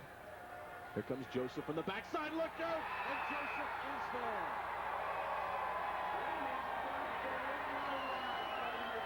Derek Joseph all day has been in the backfield and all day has rushed from the backside, and that time he got there. Well, you can see why he was an All-Canadian in 1988. I mean, he's no slouch. The point is, he's a defensive lineman. He's got great running ability, and boy, does he put the helmet right on to Justin Raymond. I don't understand on that play. He wasn't blocked by anyone. Here's a guy who's probably the best defensive lineman in the conference, and nobody blocks him? Well, what you have to look at there, you're not sure. Is Justin Raymond, is that a sprint out? If it's sprint out, then he's not supposed to stop and plant. If it's not a sprint out, then you're right. They have to have somebody that checks backside to make sure that he does not come free to the quarterback. But if you let the player rush in the backside like that, even if it's sprint out, you aren't giving yourself much margin for error. You've got to throw the ball pretty quickly, don't you? Well, that's right. But I think you have to attack the line of scrimmage when you're sprint out, so that you either have that option, you're going to run it or you're going to throw it. There's no in-between in that. Murphy throws and he underthrows his receiver, Jonas Raymond, dangerously. Ian Fitzgerald was there. And that is the end of the third quarter of play, a third quarter that saw 7 points scored, and they were scored very early. Inside the first minute on an interception by Tate Kisby. It was a 17-yard interception return, and it is 17-1 after 3 quarters of play. The Gators, leading the McGill Redmen, will be back with the fourth quarter right after this. They say it's a great place to go to school, McGill University, and these people would certainly agree with that. McGill University football fans, although the play that they have seen on the field hasn't been the best, it has been well, a good way to kick off the season. Although I'm not entirely sure in what direction I'm heading with that, since they are trailing at 17-1. Murphy fakes and throws on the run, and going up high and bringing it down, but out of bounds and taking a huge hit was that Tom Hart over there? Number 20 it was. Hart went up high and was totally exposed and gets belted by Franz Wellington. Well, Jim Murphy really put something in the ball, but a nice catch here. It's too bad he's out of bounds. And you know, I cannot believe that he wasn't hurt on that play.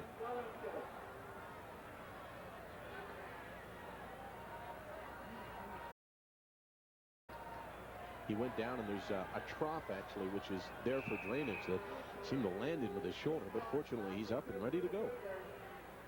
So the Redmond defense continues to do the job, giving the ball back to the offense time after time. High snap. Hiscox pulls it down. Short kick.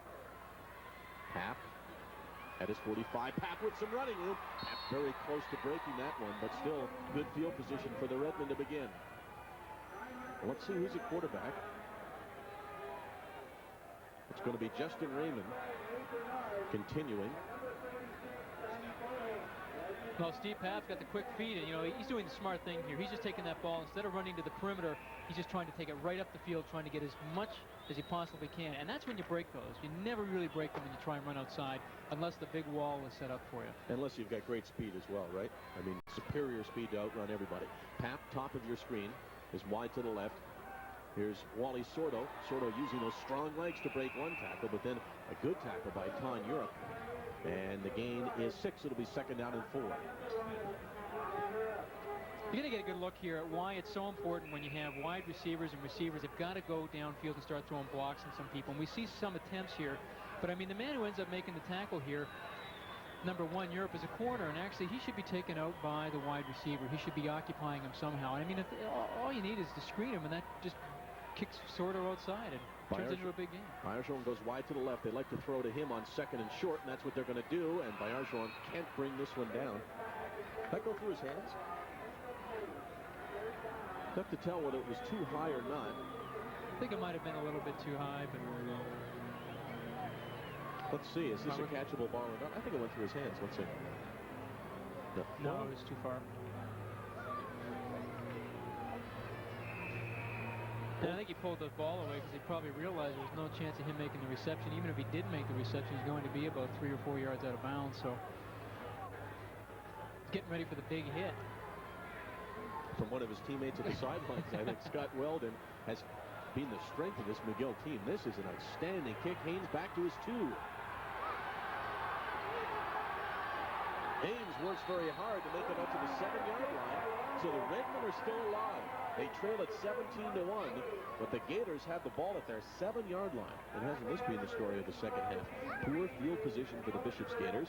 Plenty of opportunities for the McGill offense, but no production. You know, you've talked about it, how well McGill's defense is playing. And actually, when you think of the exchange of the ball in the past little while, it's always been in McGill's favor. They keep pushing the back, keep pushing Bishop back a little bit further into their own end. And all McGill need here is a big break or a break in their back in this football game. Let's see if Bishop's plays it conservatively. I think maybe I would do exactly that. And challenge the McGill offense to score points rather than giving them to them. See if they keep it on the ground. Granville Campbell stopped very quickly. Campbell was just leaned on in an instant by number 63, Graham Webb, who has had a fine game from his nose tackle position. Webb got good penetration, so did Scott Weldon. Weldon's punted well and also defensed well. It does change the complexion of the game. Not only are they in bad field position right here for Bishop, but also with Silvio Martello. I mean, you have an experienced quarterback who's now on the sidelines. I'm sure McGill are well aware of the fact that with Jim Murphy in the football game, they're going to be a little bit more conservative and try and run the football. Murphy goes back to pass right at his goal line. He steps up and throws. Could be picked off. Well defense by number 26, Bob Taylor. He already has one interception, and that was a dangerous pass. Although not a bad pass to Jonas Raymond. Still, those medium-range passes over the middle. And Ian Brett, I thought may have been more conservative, but comes out throwing. Well, trying to throw it downfield to Justin Raymond, and actually very good coverage on it. That probably wasn't the guy he should have been throwing to, but nevertheless, it's going to be third down for Bishops, and McGill's going to have some pretty good field position. Actually, it's been a punter's duel here in the beginning of the fourth quarter. And he's not lined up a full 15 yards deep. Let's see if they go after him and try to block it. No, they don't. And I'm a bit surprised.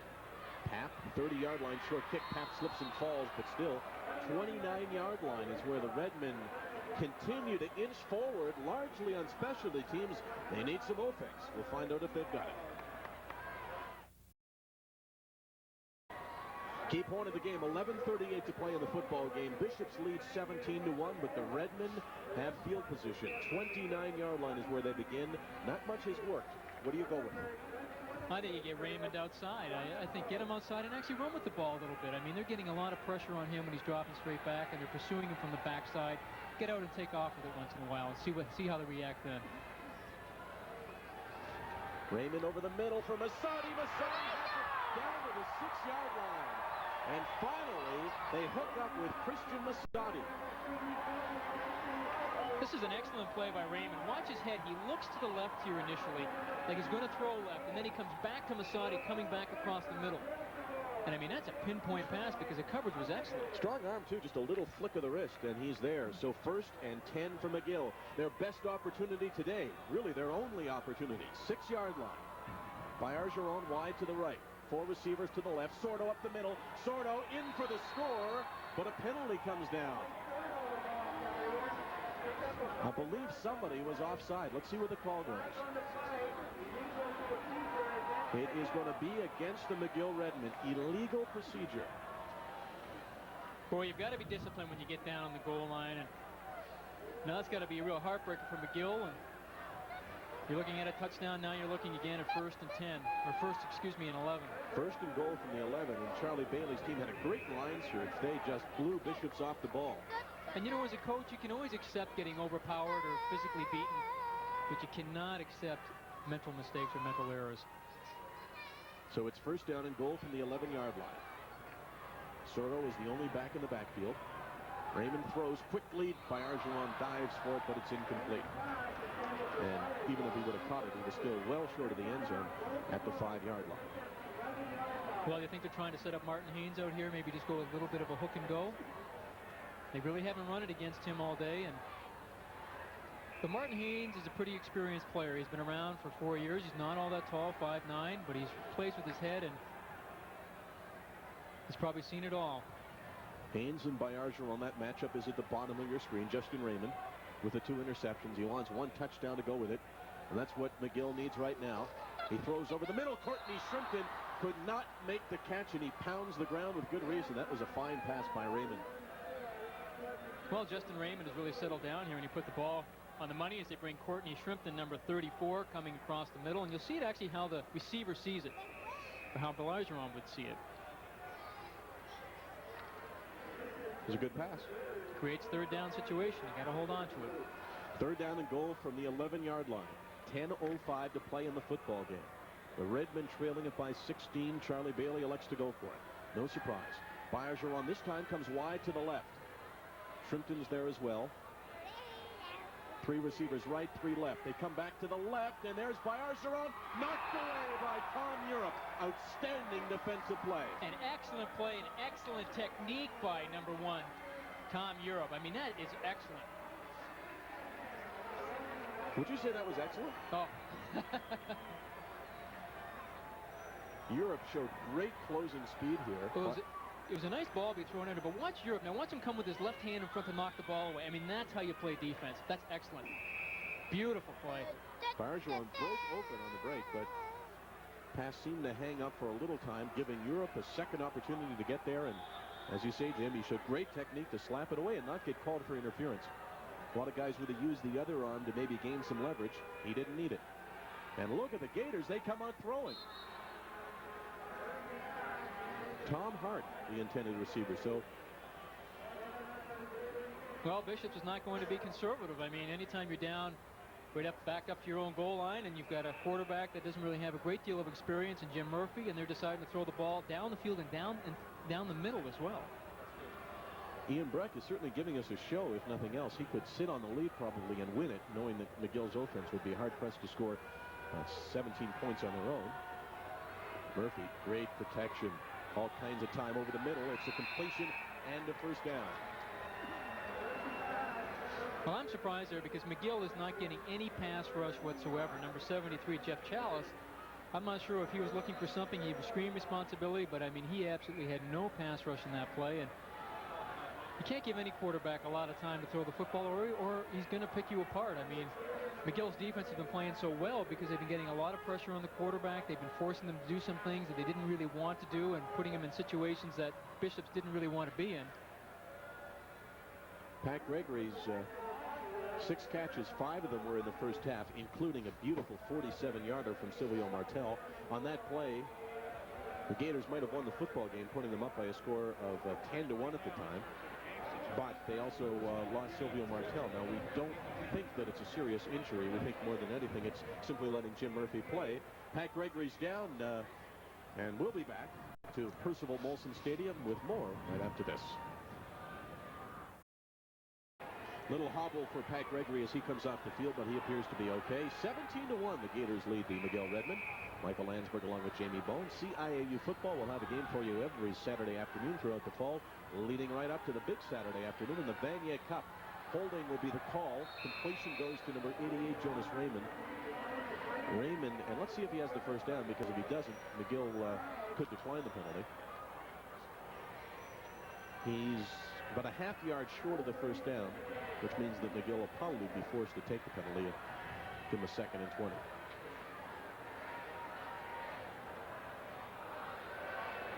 I've been impressed with Jim Murphy. I think he's come in and thrown the ball extremely well for Bishops, and it's kind of a tenuous situation to be in as a quarterback with not a lot of experience. Everybody's been talking about Silvio Martel and how he's going to be the catalyst for this Bishops team this year, and then he gets hurt in the first game. Let's hope it's not serious, and he's back.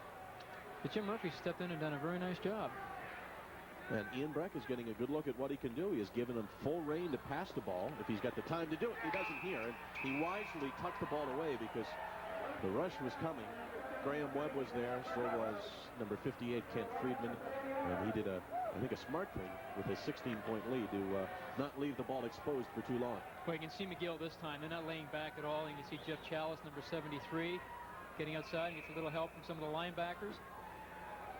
That's what McGill's been doing most of the second half, and their defense has been playing exceptional. I'm really surprised that Bishops continues to throw the ball as they have, given the way their defense have played. But the only way that McGill could win this football game would be through turnovers. But they continue to throw. It's 2nd down and a mile, and they don't get any of it on the incompletion. Ben Lefebvre dropped the ball. Are you surprised that they're continuing to throw? I am a little bit, but I know Ian Breck, and Ian Breck is the type of coach who does not want to get bogged down in conservatism. He wants to make sure that he's going to keep his football team in the game all the time. And, you know, you've got to keep pulling the trigger all the time. You just can't sit on a lead. Believe that's Sam Hardy down. It's either Hardy or Chalice. And I like the fact that Breck's doing it because he's giving us a better show than you can expect with the team leading 17-1. McGill has been close to getting back in this football game. The closest they came, of course, was when they actually got into the end zone on the Sordo 6-yard touchdown, but they were called for a legal procedure that forced them back to their 11-yard line, and they never got in. It's actually Franz Wellington, the defensive back, who's injured from Kennedy High School down in Windsor. He's had a good game, Franz Wellington. It's third down, and let's count it up. 24 yards to go. 8:05 to play in this football game. Now, third down. McGill has yet to put anyone back for this punt. If Bishops goes on a quick snap, they're in a bit of trouble. Now Pap goes back. Wellington appears to be okay. Let's see if McGill comes with a rush here. This time, Hiscox is standing back the full 15 yards. They come with some pressure. Hiscox gets it away. Pap, 39-yard line is where he caught it, and that's where the Redmen will begin this drive with 7:46 to play. It's amazing how penalties can play a big part in the football game, and you think now that McGill could have a touchdown and get called back because of a legal procedure in their last series that they had.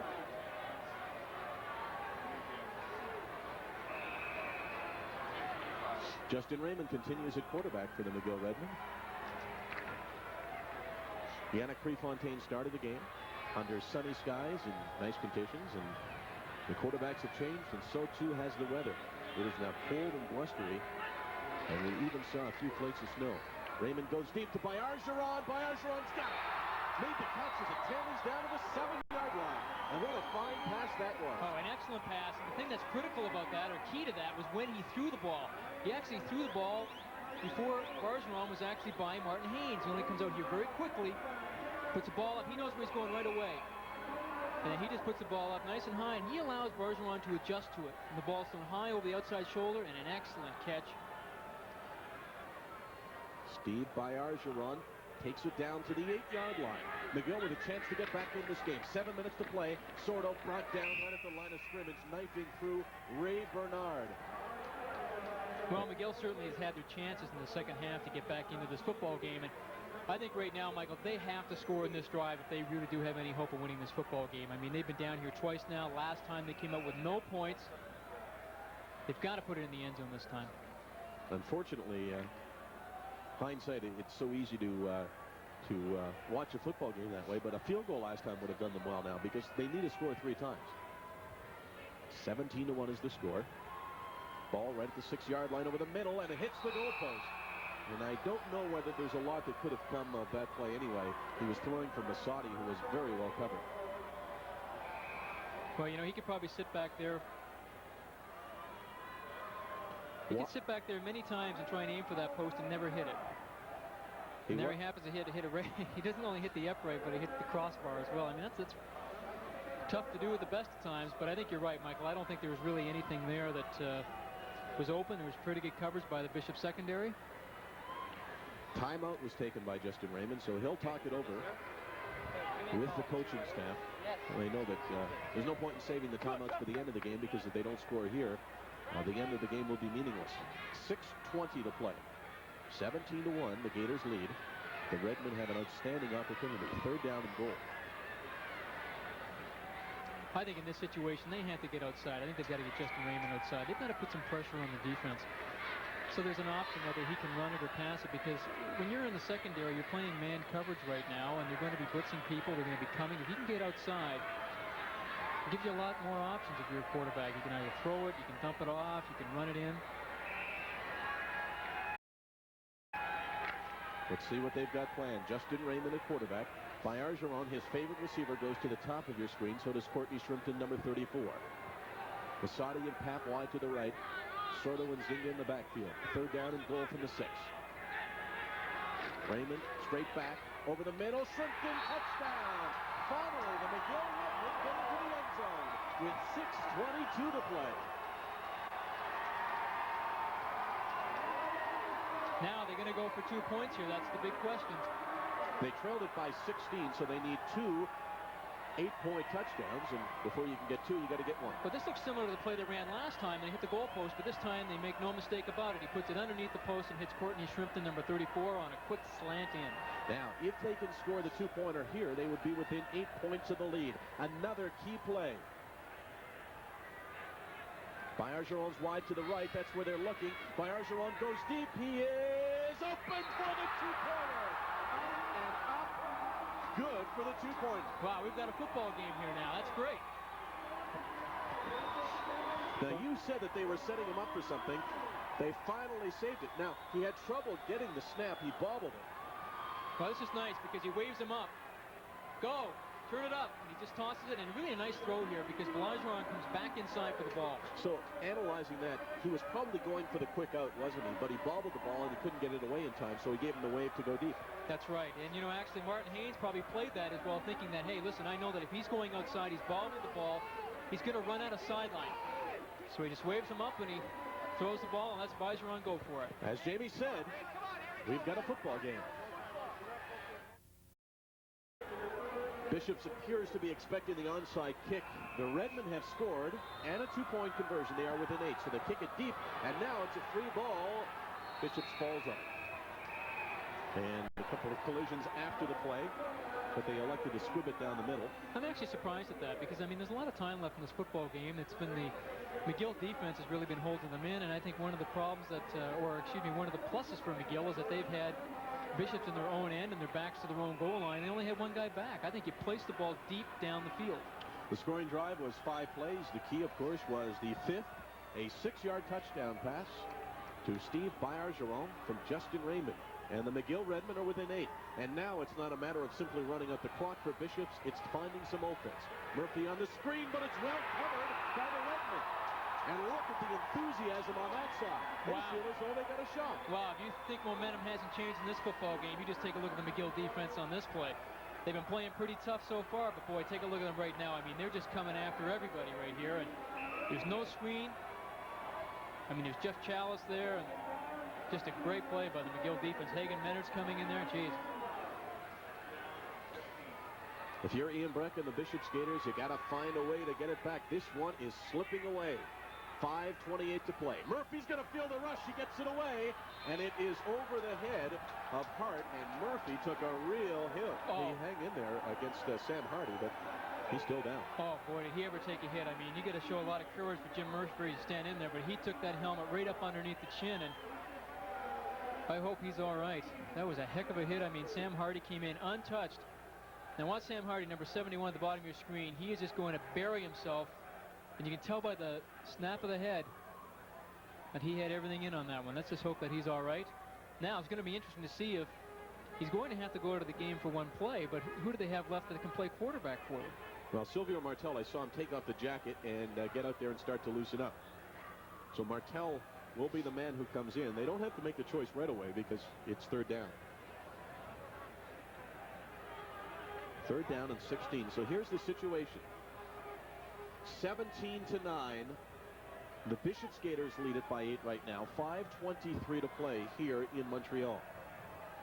But there's other action taking place across the CIAU. The big game, of course, is number 3 versus number 4. The defending champion Western Mustangs leading the U of T Blues now in the 3rd quarter, 16-14.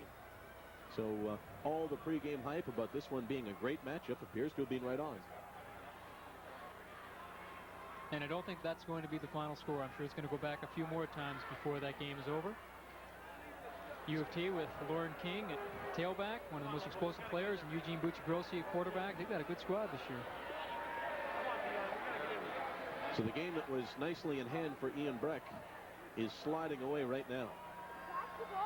And one thing you can't say is that Breck sat on the lead. He tried to have the offense, and he tried to bury the McGill Redmen, but they simply couldn't do it. And pay tribute to that McGill defense that has turned this football game around.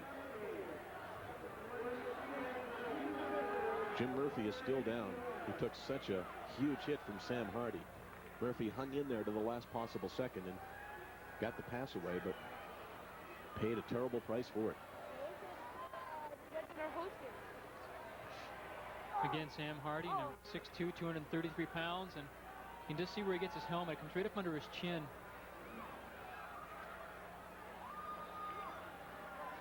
As a former quarterback, I imagine you can relate to that. Well, you can just see me here. I'm just shaking my head because that is not good when you get smacked like that. I mean, you're so totally exposed. You're not moving. You're standing still. And somebody else with the size of Sam Hardy, weighing 235 pounds, 6'2", running full speed into you. You know, that's got to have an impact on you in the future as well, because when you get out there in another game, you got to be thinking about that last hit. And it must get very difficult to stand in there after you've taken a hit like that. Jim Murphy still down. So, as far as the top 10 is concerned, the St. Mary's Huskies, #1 ranked after their victory, albeit not a very impressive one over Cape Breton. They are idle this week. The St. Mary's Huskies, #1. Also, Queens, 6th ranked, will take on Concordia. That is tomorrow. We saw the Concordia Stingers, led by Ron Abboud, defeat the Waterloo Warriors last week in the non-conference battle. The Calgary Dinosaurs, 1-1 after losing to Saskatchewan, are idle this week as well. So 4 of the top 10 not playing today. 2 of them have byes this week. Well, that's a good sign to see. Jim Murphy getting up and walking off with a little bit of assistance, but nonetheless. Greg Hiscock will kick it away into a fairly stiff breeze. Hiscock has had plenty of time to kick. McGill has attempted to pressure him, but they haven't got close to him. Let's see if they come after him. 2 players back. And they're taking as much time as possible. Hiscock gets it away, and it's a pretty good kick into the breeze. Jubenville at his 50. Jubenville at the 53-yard line. So with 5:03 to play, that's where the McGill Redmen will begin. Now, Michael, let me ask you a question here. You saw in the last little font there has Gators. Bishop Gators. It's not G-A-T-O-R-S as an alligator. It's G-A-I-T-E-R-S. Now, I know last year we talked about yeoman when we did the York U of T game. What is a yeoman? What's a gator?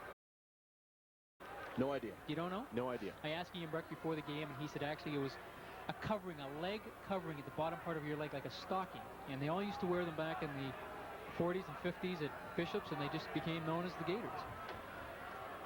1st and 10 by Argeron makes the catch. Tom Europe is right on him in a hurry. The gain limited to only 5 at 2nd and 5.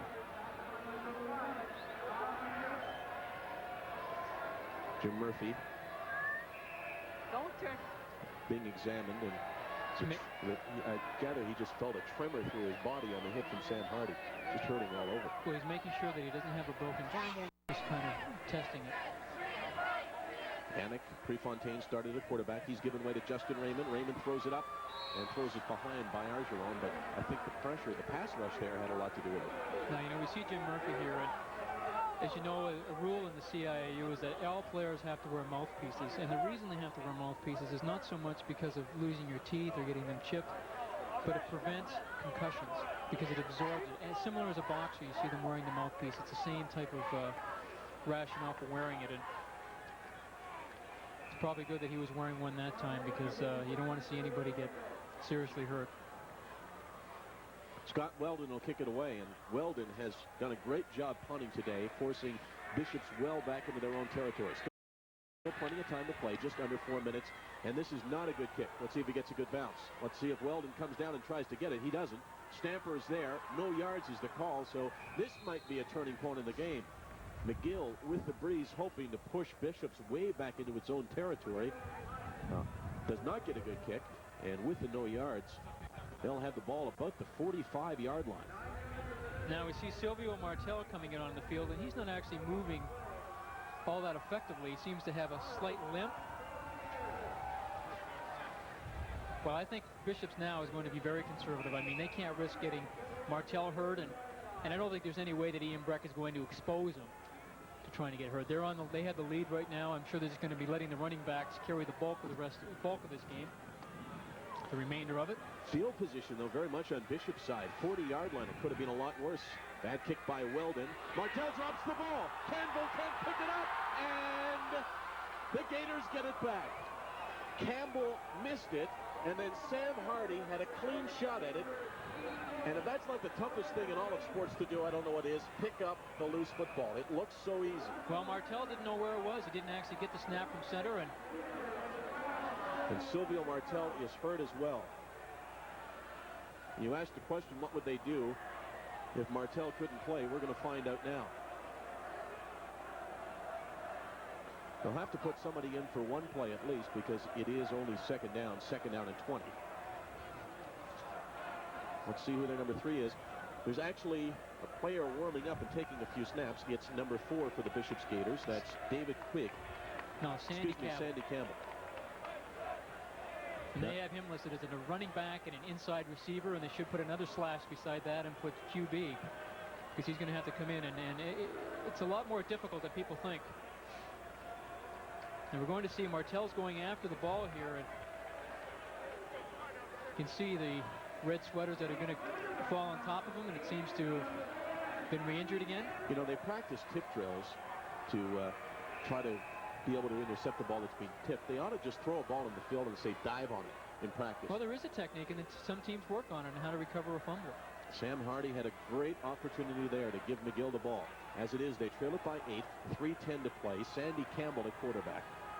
Campbell makes the exchange, obviously showing outstanding, what is it? What were the 3 points? Oh, mesh, flow, and exchange. Yeah. Listen, he's just trying to get the snap from center, and I mean, there's 3 things there as well: pressure, push, and pull, and we'll talk about that maybe in another time. But I think he was just happy to get the snap from the center. And Murphy still feeling the effects of a big shot from Sam Hardy. So right away, the Redmen get it back. We're under 3 minutes to play. The Redmen trail it by 8. But they have it all going for them now. Bishops had pretty good field position, but they gave away 10 yards of it, and they'll punt now from their 32 at 3rd and 20. They like not to come with a rush. Hiscott gets it away. Pap at his 52. Pap to the 50-yard line of the Bishops Gators. And Pap fumbled the ball. Let's see where the call goes. Bishops is celebrating it, but I think they're going to give it back to McGill. They do. The Redmen have it 1st and 10. Well, Steve Pap does a nice job. He takes it right on the fly, and no, he's down. The ball pops out after he's down from that angle anyway. It looked like it. Regardless, 1st and 10, McGill Redmen, right on the Bishops' 50-yard line. 2:45 to play. Justin Raymond, a quarterback, sends Pap wide to the right. Bayargeron, his favorite receiver, to the left. Sordo and Zinga stand in the block. Now they're going to screen to Sordo. He's got 2 blockers in front, and he gets no blocks, but what an outstanding play by John Gooby, who ran right by the blocker and made a big tackle. Well, they set up the screen pretty well here. Now, you said Charlie Sordo does not get a block. I think Charlie Sordo's got to set this up. He's got to cut back inside, because there is a man there, and he's got to cut back inside and then take it back outside. I mean, it negates having the lineman out there if he runs outside of the lineman's block. Very nice play by John Gooby, though. 2nd down and 11. Redmen need a touchdown and a 2-point convert. They trail it by 8. Backside pressure by Joseph, slapped away at the line of scrimmage by Kent Rao. Rao has had a good game as well, and the question now for us becomes determining a Bank of Montreal player of the game, and you'd have to consider Kent Rao and Derek Joseph. Well, Kent Rao standing at 6'6", 240. I mean, he's a big guy, and he can get way up there. Tough mountain to throw over. Charlie Bailey is going to punt it away, and that's a pretty good call, I think. 2:16 to play. He knows if Bishops doesn't get a 1st down, they'll get the ball back. Let's go. And more than likely, they're not going to get a 1st down. Well, that's right, because they don't have either of their first 2 quarterbacks. Silvio Martell and also Jim Murphy are both out. And they have number 4 playing quarterback for them right now, Sandy Campbell. Beautiful kick by Weldon. They're going to get a single point out of this. Haynes in his end zone. So now, even though they'll pick up 35 yards in terms of field position, they don't need the 2-point conversion. Yeah, but if you're Bishops, this is better for you, sure, because it brings you out to the 35. Yeah, and you give your 3rd-string quarterback a little bit of room to work with. I mean, the thing that they did not want is to have the ball inside of the 5-yard line when you have a young guy coming in there, because, hey, a lot of things can happen in terms of ball exchange. You're getting the snap from center. Silvio Martell will take the snap from center, and he has made the long hobble out to the line of scrimmage. It took Martell a good 20 seconds to get out there. Well, Silvio Martell showing great courage. Coming back into this football game, obviously, is hampered a little bit by injuries earlier on. Now they're having some problems on offense with the number of people. probably be well advised to take a timeout. Now they flip it out to Campbell, that is, and Granville Campbell. I've had a lot of trouble with his name. Can you help me out here? Give me one correct Granville Campbell. Granville Campbell. Thank you. Show off. 2 minutes right on to go. 7-point lead now on the single point. It's funny how things that you don't think will play a factor sometimes do. McGill got a single point on the first play of the game. And that single point certainly having an impact on the game right now. Bishops would not have been so willing to give up a single point if it would have been a 9-point lead. Martell's going to throw it. And really picked off by Scott Weldon. Weldon has had a fine game. He's punted well, although he had the one shank punt, but other than that, he's punted very well and defended well as well. That's a great play by Scott Weldon. The thing that's nice about it is the technique that he uses. I mean, a lot of times when you're trailing somebody or a receiver out there, you want to stick the hand that's closest to him out in front of him. But that is actually not the hand that you want to use. You want to use your other hand and step out, as we saw Europe do it earlier in the football game. Hiscox might feel some pressure here. McGill stacks it up top of your screen. They trail it by 7. 1:30 to play. Here comes the rush, and it is almost blocked, but a great kick by Hiscox, forcing Pap back to his 40. Pap to the 42-yard line. I don't know how they didn't block it. They were right there. Well, that was a great kick at a critical time in the football game, especially with a lot of pressure. You can obviously tell there was a lot of adrenaline flowing here as he puts that ball up, and he's... Boy, they must have missed that by inches. I don't quite understand the route that number 30 was taking. Number 30 is Perry Douglas, a defensive back, and he almost ran right by him. Well, I think what they're trying to say is, obviously, whatever you do, don't rough the kicker, because now there's only 1 minute and 30 seconds left or 28 seconds left in the game. If you rough him, the game's over. But I've heard a coach say, a coach in the CFL said, the thing that prevents guys from blocking kicks most often is fear of roughing the kicker. Sometimes you just, if you think you can get there, you got to get there. And speaking of getting there, they get to the quarterback. Derek Joseph is there, and a number of others. Do you know what I mean, though? You can be so hesitant to not rough the kicker. Well, the point is what you've got to do is that you've got to pick a point out in front of where the ball is going to be kicked. But we're going to see Justin Raymond here take a lot of pressure from that front four. Absolutely nothing, and that's a great job and a critical time in the football game for Bishops to get a big sack on McGill. Derek Joseph has had a fine game. Over the middle, it's going to be incomplete or picked off. Yes, it is. Intercepted, but a penalty marker comes down. Christian Masadi was the intended receiver. He had no opportunity to catch the ball. It's going to be pass interference against Bishops. Yes, it is. It's going to be first down for McGill. I didn't see it. I really didn't see any kind of interference there. Either did I, and if it's on Christian Masadi, it looked like it happened after the ball was over his head, and actually I thought it might have been offensive here, but we're going to see Christian Masadi, number 75, at the bottom of your screen. That ball was over his head. That's an uncatchable ball. I don't think that's pass interference. But once the ball goes over his head, he's free game, right? Once it's over his head, you can do anything you want to. Well, once it's uncatchable, yeah, that's right. Big penalty. McGill still alive. 1:12 to play. Raymond throws, knocked away very nicely by number 16, Tate Kisby. Kisby had the interception for the touchdown, which right now is the difference in the football game.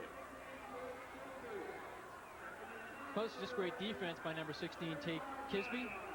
Again, nice job. I mean, he just dives out and just gets a little piece of that ball, but prevents a big gain from happening.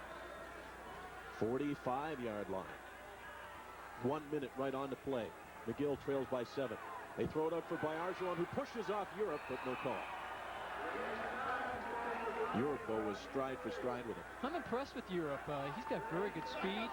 The Northern Secondary School in Toronto. He's done a very nice job. He shut down everything that's come his way today. 1 minute to play. I said 1 minute right on before. I guess it was 1:08.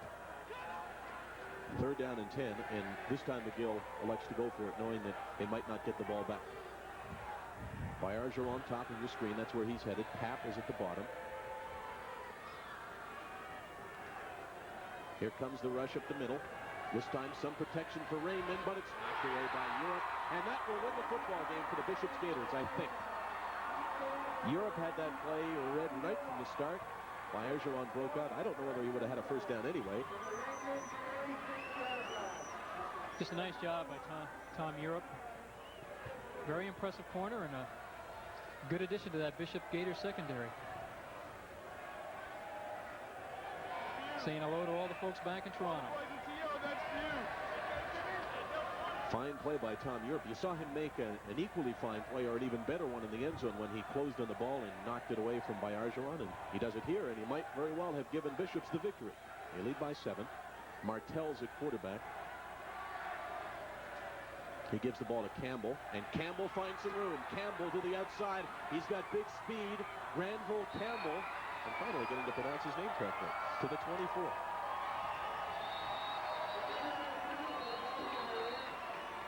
Now, I'm surprised he would have gone out of bounds, but I guess he figures that this game is over. He's going to get every possible yard he can. That's the most room that he has seen since the first quarter. Well, this time it looks like McGill as well has realized that maybe this game is over, as Chalice gets caught inside the defensive end, and Campbell's got pretty good speed, and when he gets outside, nice little straight arm.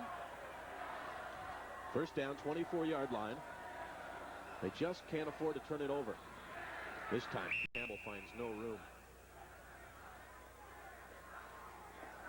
Ken Friedman there for the tackle. And it is second down and 10 still with 45 seconds to play. Clock will continue to tick here. Bishops just has to be careful not to make a mistake. Now, if you think about the past, they had Western beaten, and they ended up making a terrible mistake and gave Western an opportunity to come back and tie it. Let's see if Bishops can do all the right moves and win this football game.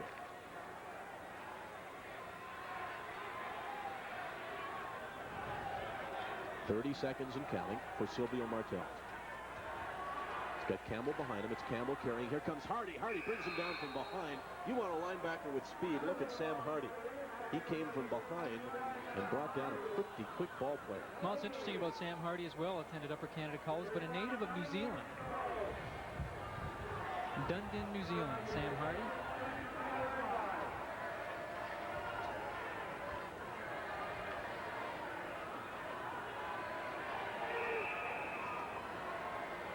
Bishops will go for a field goal. It's Greg Hiscox from the 30-yard line. Hiscox can give the Gators the victory with this. Clock continues to tick.